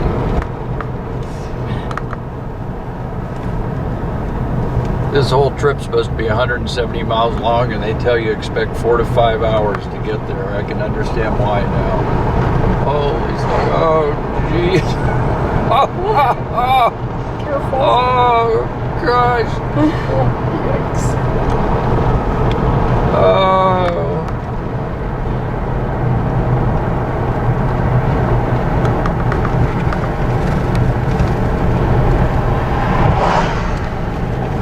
I'm hugging the wall here on this, and these poor people on the other side going up the mountain are. The white line is about 2 feet from a vertical cliff that goes down about 800 feet or more. Oh my word, and I think I'm uncomfortable.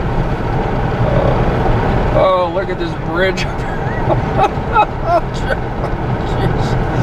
Oh, we won't have to go to Kennywood for 15 years after this. Oh my word, look at this. This is scary.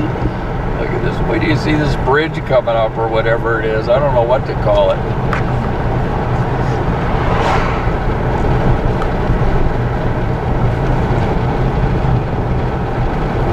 What the heck? Oh, jeez. Oh. I think somebody behind me wants to pass. 15 miles an hour here, and I feel like that's 5 miles an hour too fast. Oh my word, look at this. Gee, Willie. They built this right in the side of a cliff. Steel mesh over top the rock here to keep the rocks from falling onto the roadway surface. Like you're shooting way up there. I'm trying to get up over this. I'd rather have the scenery than half the car. Is any of the road visible at all? Yeah. Oh, that's good. Look at this tunnel cut out of here.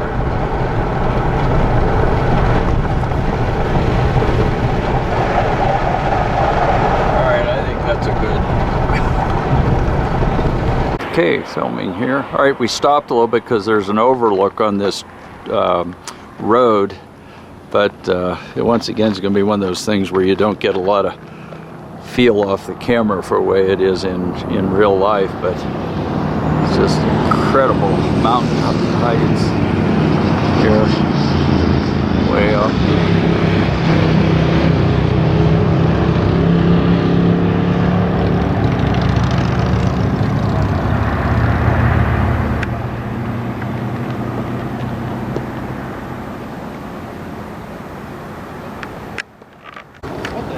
Okay, here's a view down the valley into Ouray, Colorado. It's O-U-R-A-Y again, and this is, what's the route number, 550? 550, and we're headed northbound on our way to Montrose, and then ultimately going to Black Canyon of the Gunnison National Park, but very scenic stuff going on here.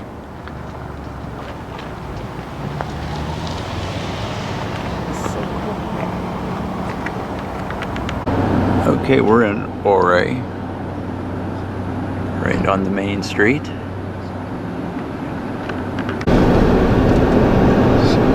Ouray here is really quite a quaint little town. It looks like a lot of what drives this area up here is mountain biking, hiking, camping,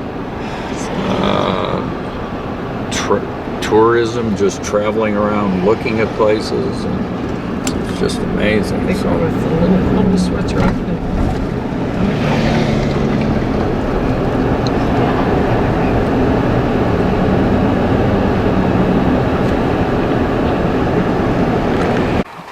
Okay, it's 8 o'clock in the morning on Monday, August 19th, 2019.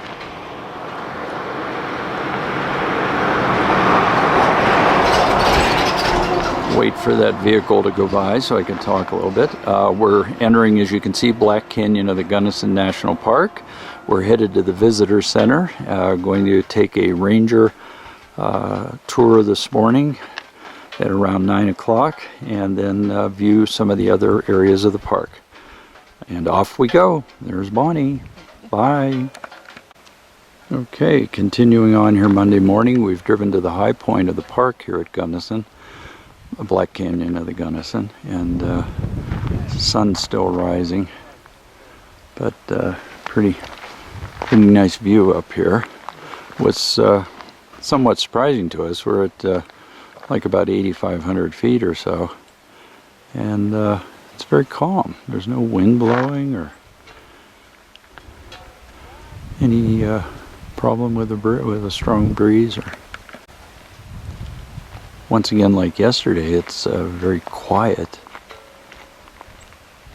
here. About the only noise you get is somebody closing a car door or something.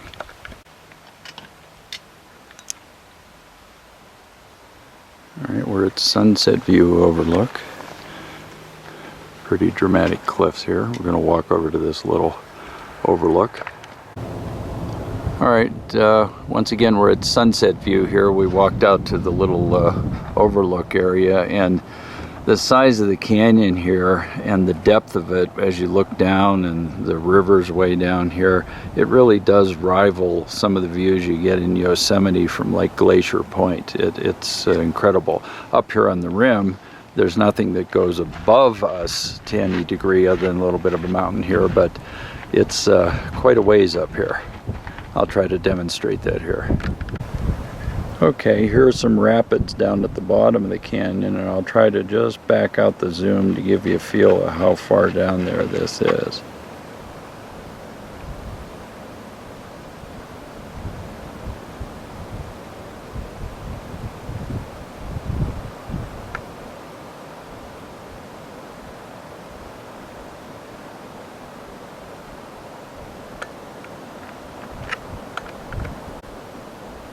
That's amazing. And the sun's rising here. We're about 8:45, and it's just gorgeous.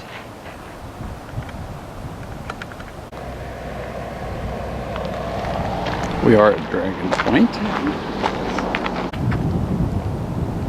Well, we've reached Dragon Point, and this is what it's all about. These lighter color areas are intrusions in the rock face, and you can see the lines that are created, and hopefully you can hear the rush of the river below, because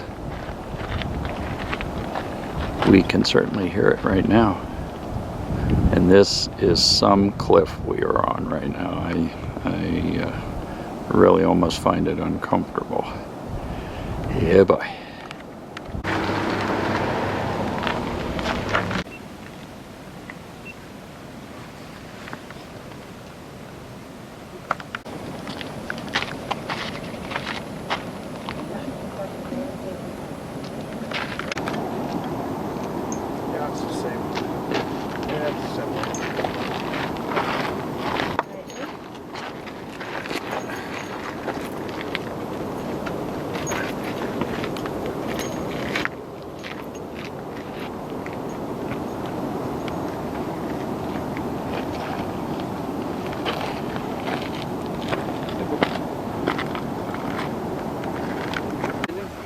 We're still at the painted wall here. It's just amazing.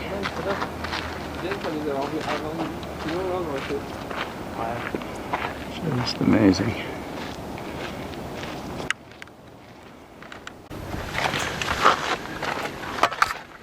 We're at Chasm View Overlook, and we're really not here for the ranger talk. It's about noon. We're not going to wait till 2 o'clock for that, but we'll go down and check it out ourselves. Bye.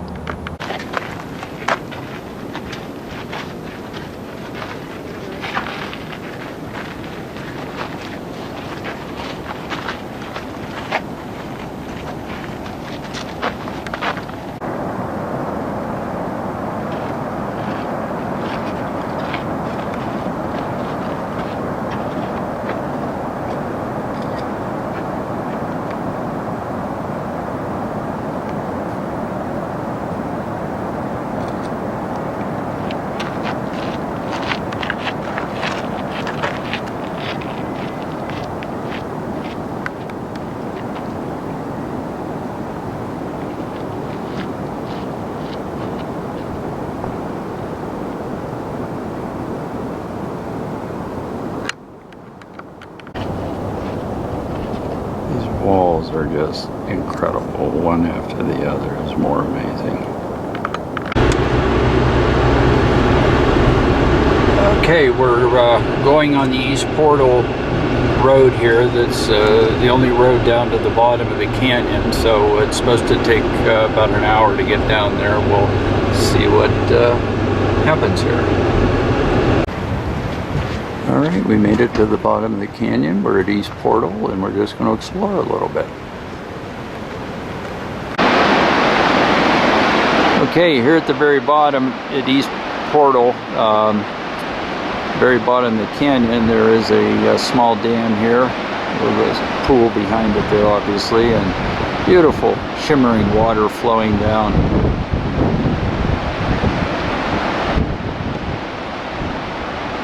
It's a gentle breeze right now. Some sort of special fishing restrictions are down here. We're going to continue exploring.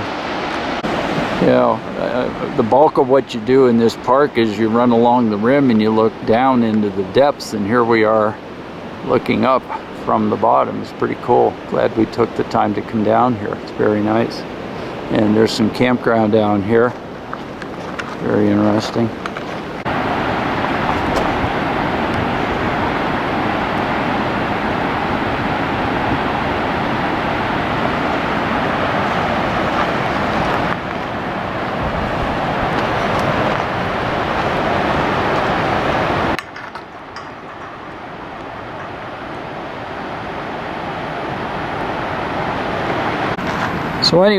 So anyway, this is a diversion dam, and it actually diverts water into a tunnel that runs under the mountains here for, I believe it's 6 miles, and provides water to the valley on the other side. I can never pronounce the valley's name properly. It's the Uncompahgre Valley, something of that sort, and helped it become very fertile. Because of water supply to that area. And on the other side of this mountain range here, or these cliffs, it is a nice broad flat valley.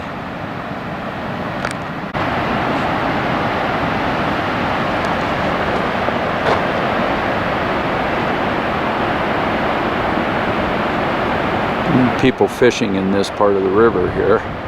And there's no real rapids visible because the dam's got the water backed up.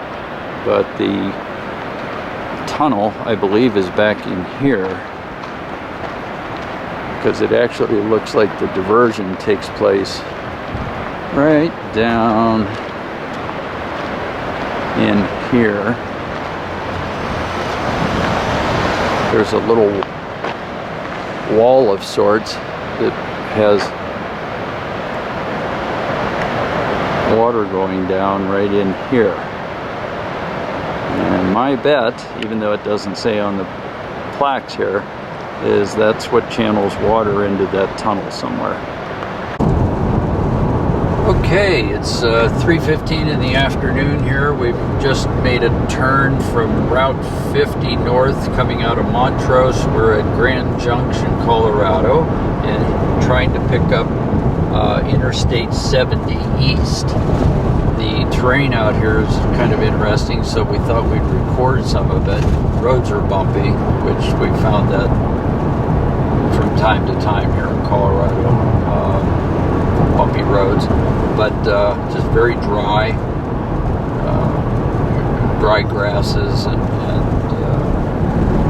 so on. There is some irrigation going on, but if you look, even some of the ridges up here are just totally dry, barren, desert-like looking hills or ridges. Just interesting. But this valley that we're coming into, I guess where Grand Junction is here, is I guess somewhat irrigated, because we're starting to see a little bit of a greener look to it. The Gunnison River, where we were this morning for Black Canyon of the Gunnison, flows into Grand Junction and meets up with the Colorado River here.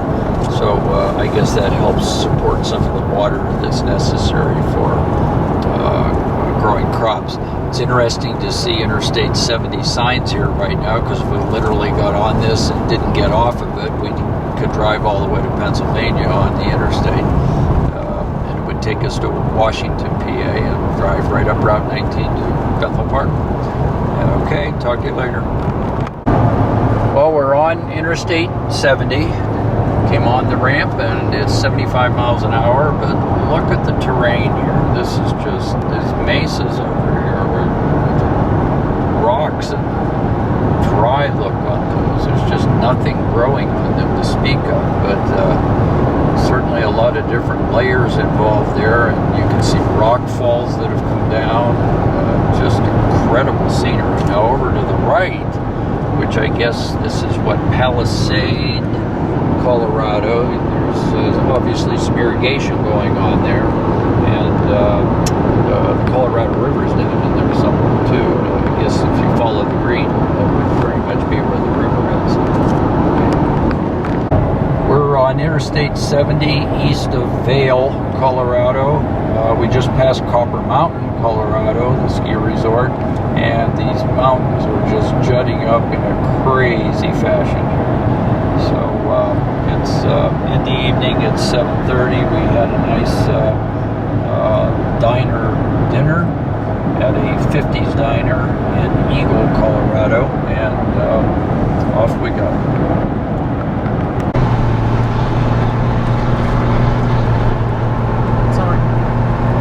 Good morning. It's about 9:30 in the morning on Tuesday, August 20th, and we're on our way from Silverthorne, Colorado to the entrance to Rocky Mountain National Park.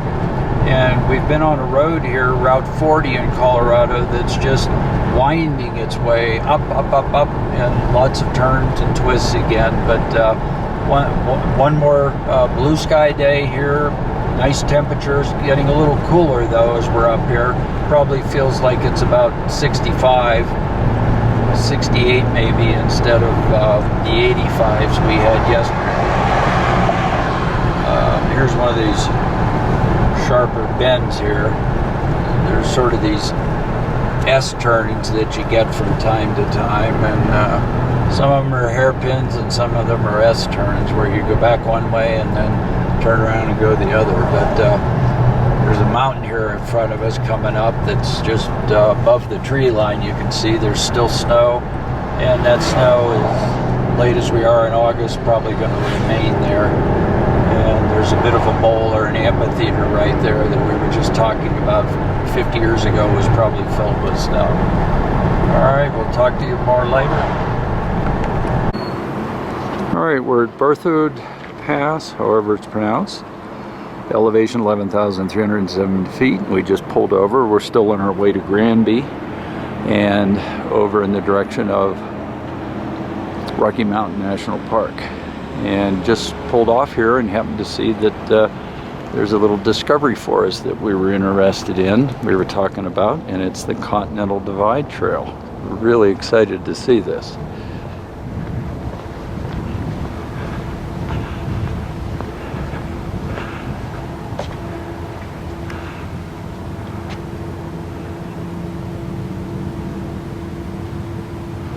So we're going to try to step foot on this, and at least we can say we've been on the Continental Divide Trail.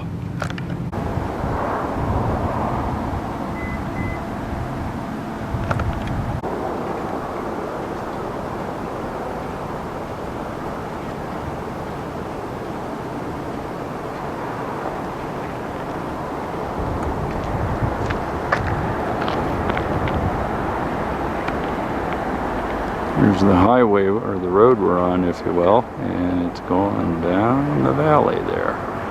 I can see that we've got some switchbacks in front of us for sure. Alright, we're still up at this Berthoud Pass and coming down, and we just couldn't resist coming across the highway here because this signpost was here. This is a thrill. Love it. We have been on the Continental Divide Trail if only for 100 yards. Continental Divide Trail, and we're 11,000 some feet, I think. What was the elevation back there on the sign, Bonnie? Oh, I have it here. Let me look. 11,000 something. Yeah.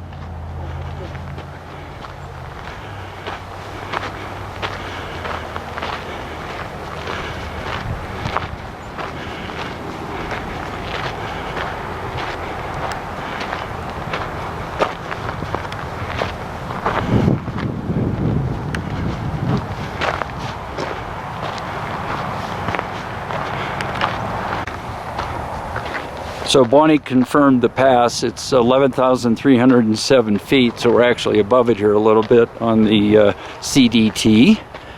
I guess we could just say we're section hikers today. We have no backpacks, no trekking poles, and I'll tell you, the breathing is taxing. Coming from 900 feet above sea level in Bethel Park, Pennsylvania, does not prepare you for this type of hiking. This is amazing. Wow. So this section of the CDT falls in Vasquez Peak Wilderness here in Colorado. Part of the Arapaho National Forest area as well. Pretty cool. On the map here, here's Berthoud Pass. They're calling it 11,315. It's Continental Divide. Denver's this way, on over there, and back down here is where we drove coming up this morning. I take that back. We drove here on this road. This is Route 40. Cool. Here's the rest area down here where we stopped before we came up this little section of the CDT. Cool. There's Bonnie on the CDT.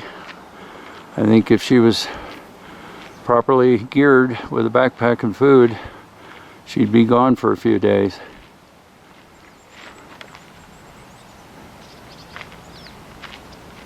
See, can't stay away. I warned her about the grizz. Mountain lion up here. Okay, it's let's see, 11:30. We're just passed through Granby, Colorado. We're on Route 34 headed to Rocky Mountain National Park, and we are at Lake Granby, which is just, as I said, outside of Granby. But this has a tunnel that goes from this lake in the eastern direction that actually provides water over to the plains on the eastern side of the Rocky Mountains here in Colorado.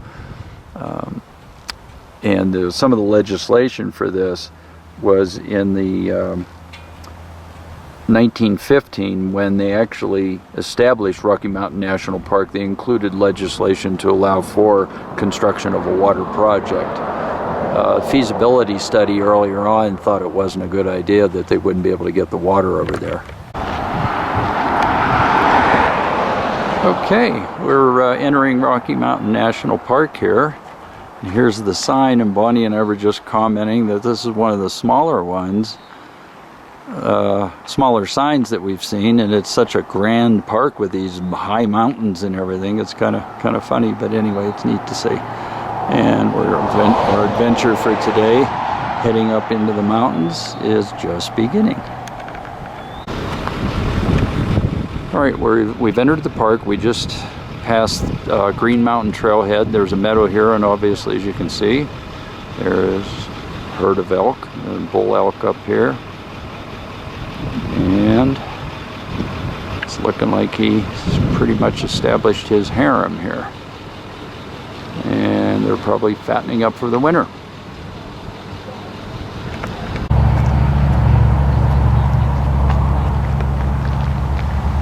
Sorry.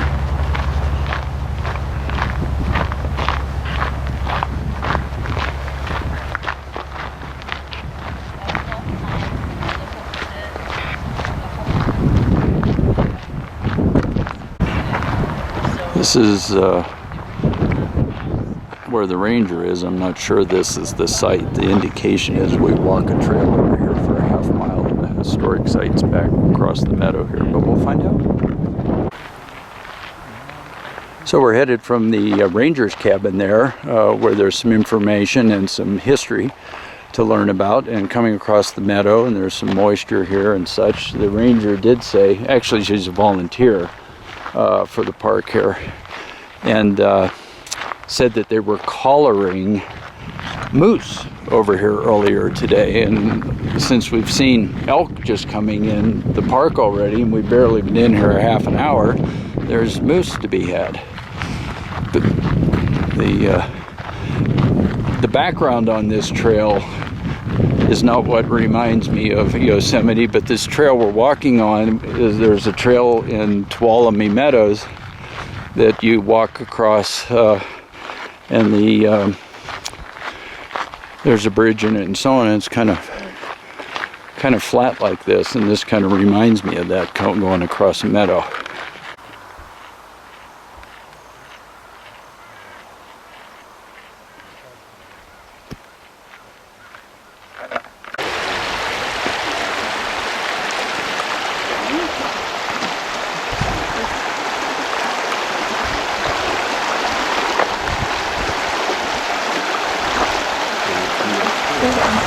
Colorado River here. Okay, it says Holtsworth Trout Lodge from 1920 to 1929.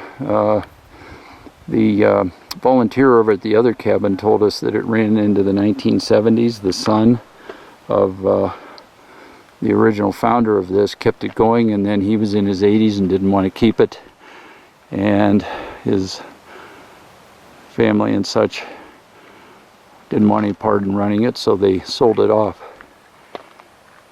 The cabin's back in here, very rustic looking, and kind of a neat place. It'd be neat to spend the night here.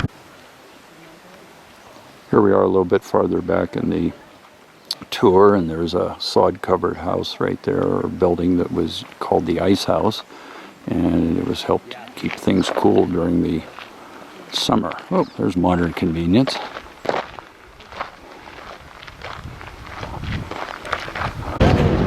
All right, we stopped for a minute for a view. I believe it's called Far View Overlook in Rocky Mountain National Park.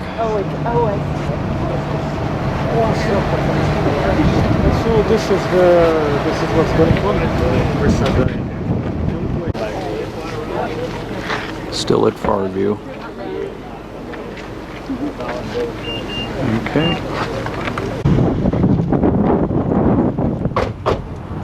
Okay, we're sort of at the center of the park, and we're at the Alpine Visitor Center. We're going in to get an idea about doing a couple of just close hikes, one of them being hopefully up this trail right up here. We're interested to see that.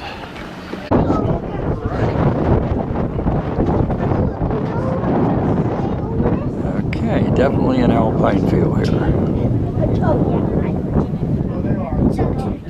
This is the view from the Alpine Visitor Center in Rocky Mountain National Park. We just met people from Pleasant Hills. All right, we're going to take the Alpine Ridge Trail here. It's taking off. All right, we made it to the top of the trailhead. How'd you do, Bon? Excellent. Yes, of course. All right, we'll take a little view around the area here. Sorry. No, I did not go on that one. I avoided everyone got lost. More view from the top of the Alpine Trail here.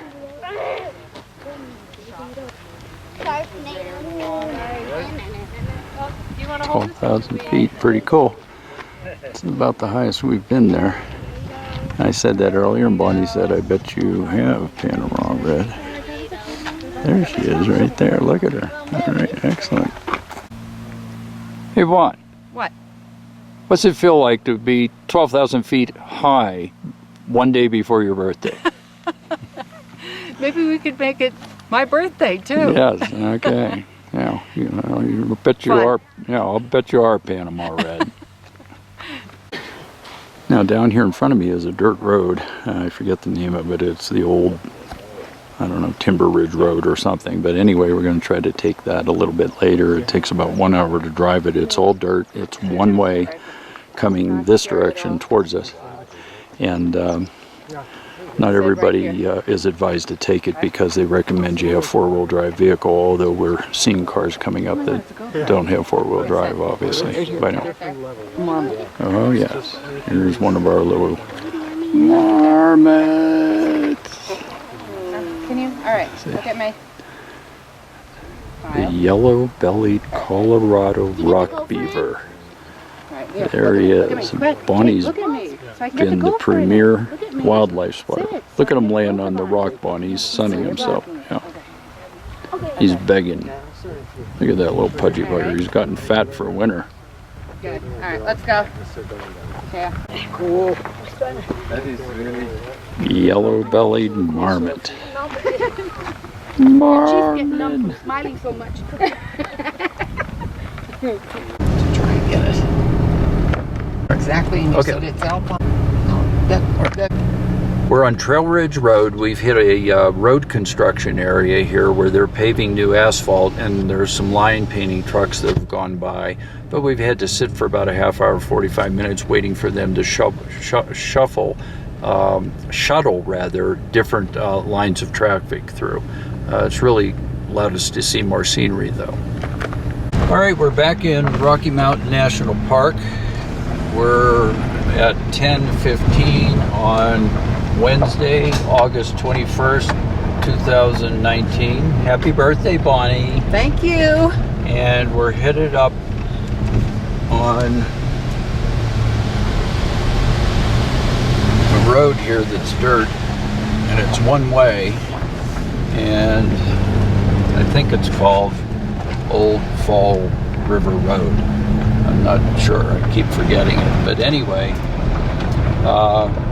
it's one way, and once you enter this, you are committed to stay on it for 11 miles all the way up to Alpine Visitor Center at the top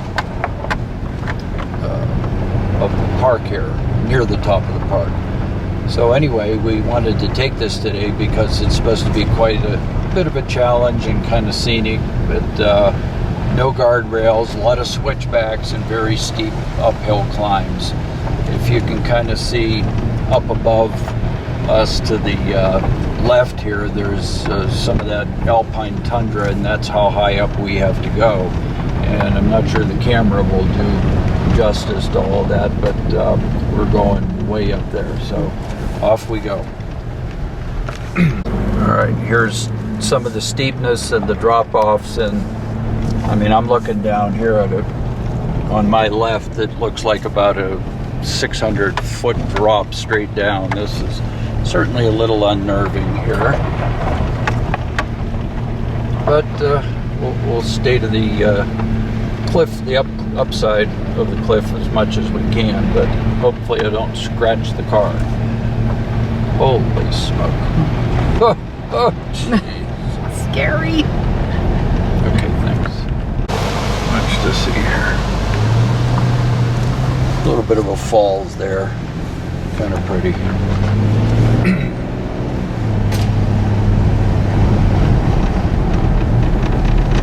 Drop off some of your side.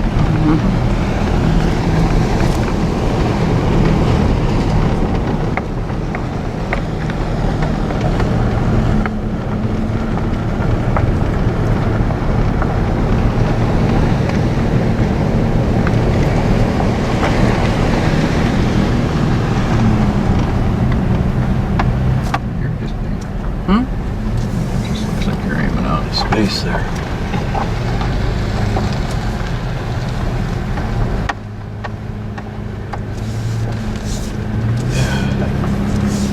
Wow.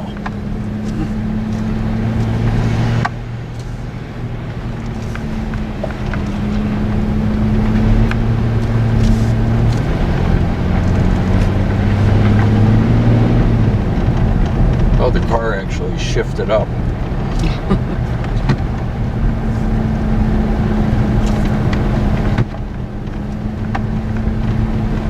It's fine.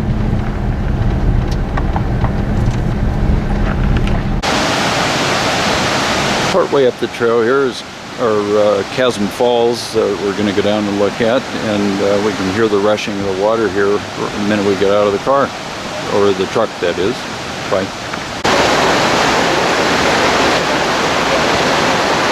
Chasm Falls, kind of a fun view here.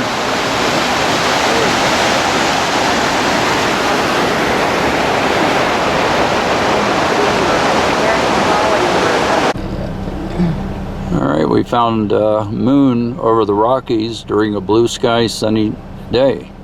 Thought that was pretty cool. Bonnie spotted that. And kind of cool.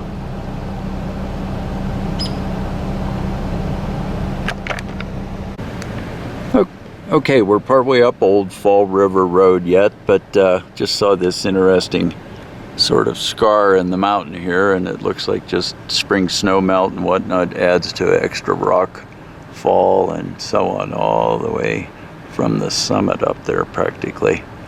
And really interesting. When you see these things from a distance, they just look like a mark in the side of the mountain, but here you can see there's definitely a groove effect to it, if you will, or a channel that's created. Right, it's about 5 after 11. We're still on this dirt road portion here coming up, and getting up to the edge of the tree line here.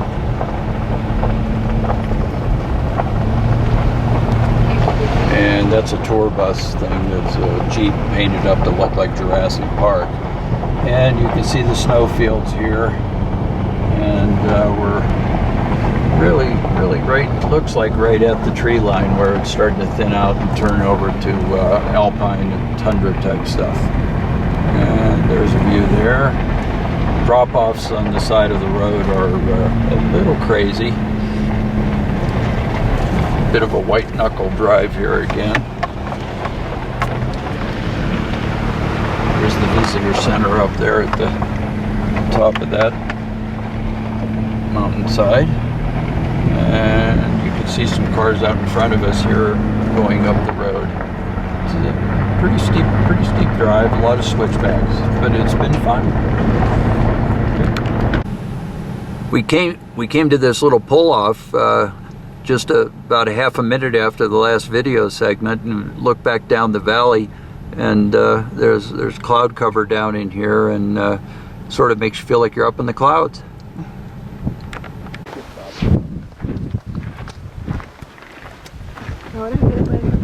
Mini Parks Overlook is the name of this. And we're probably starting to get a lot of footage.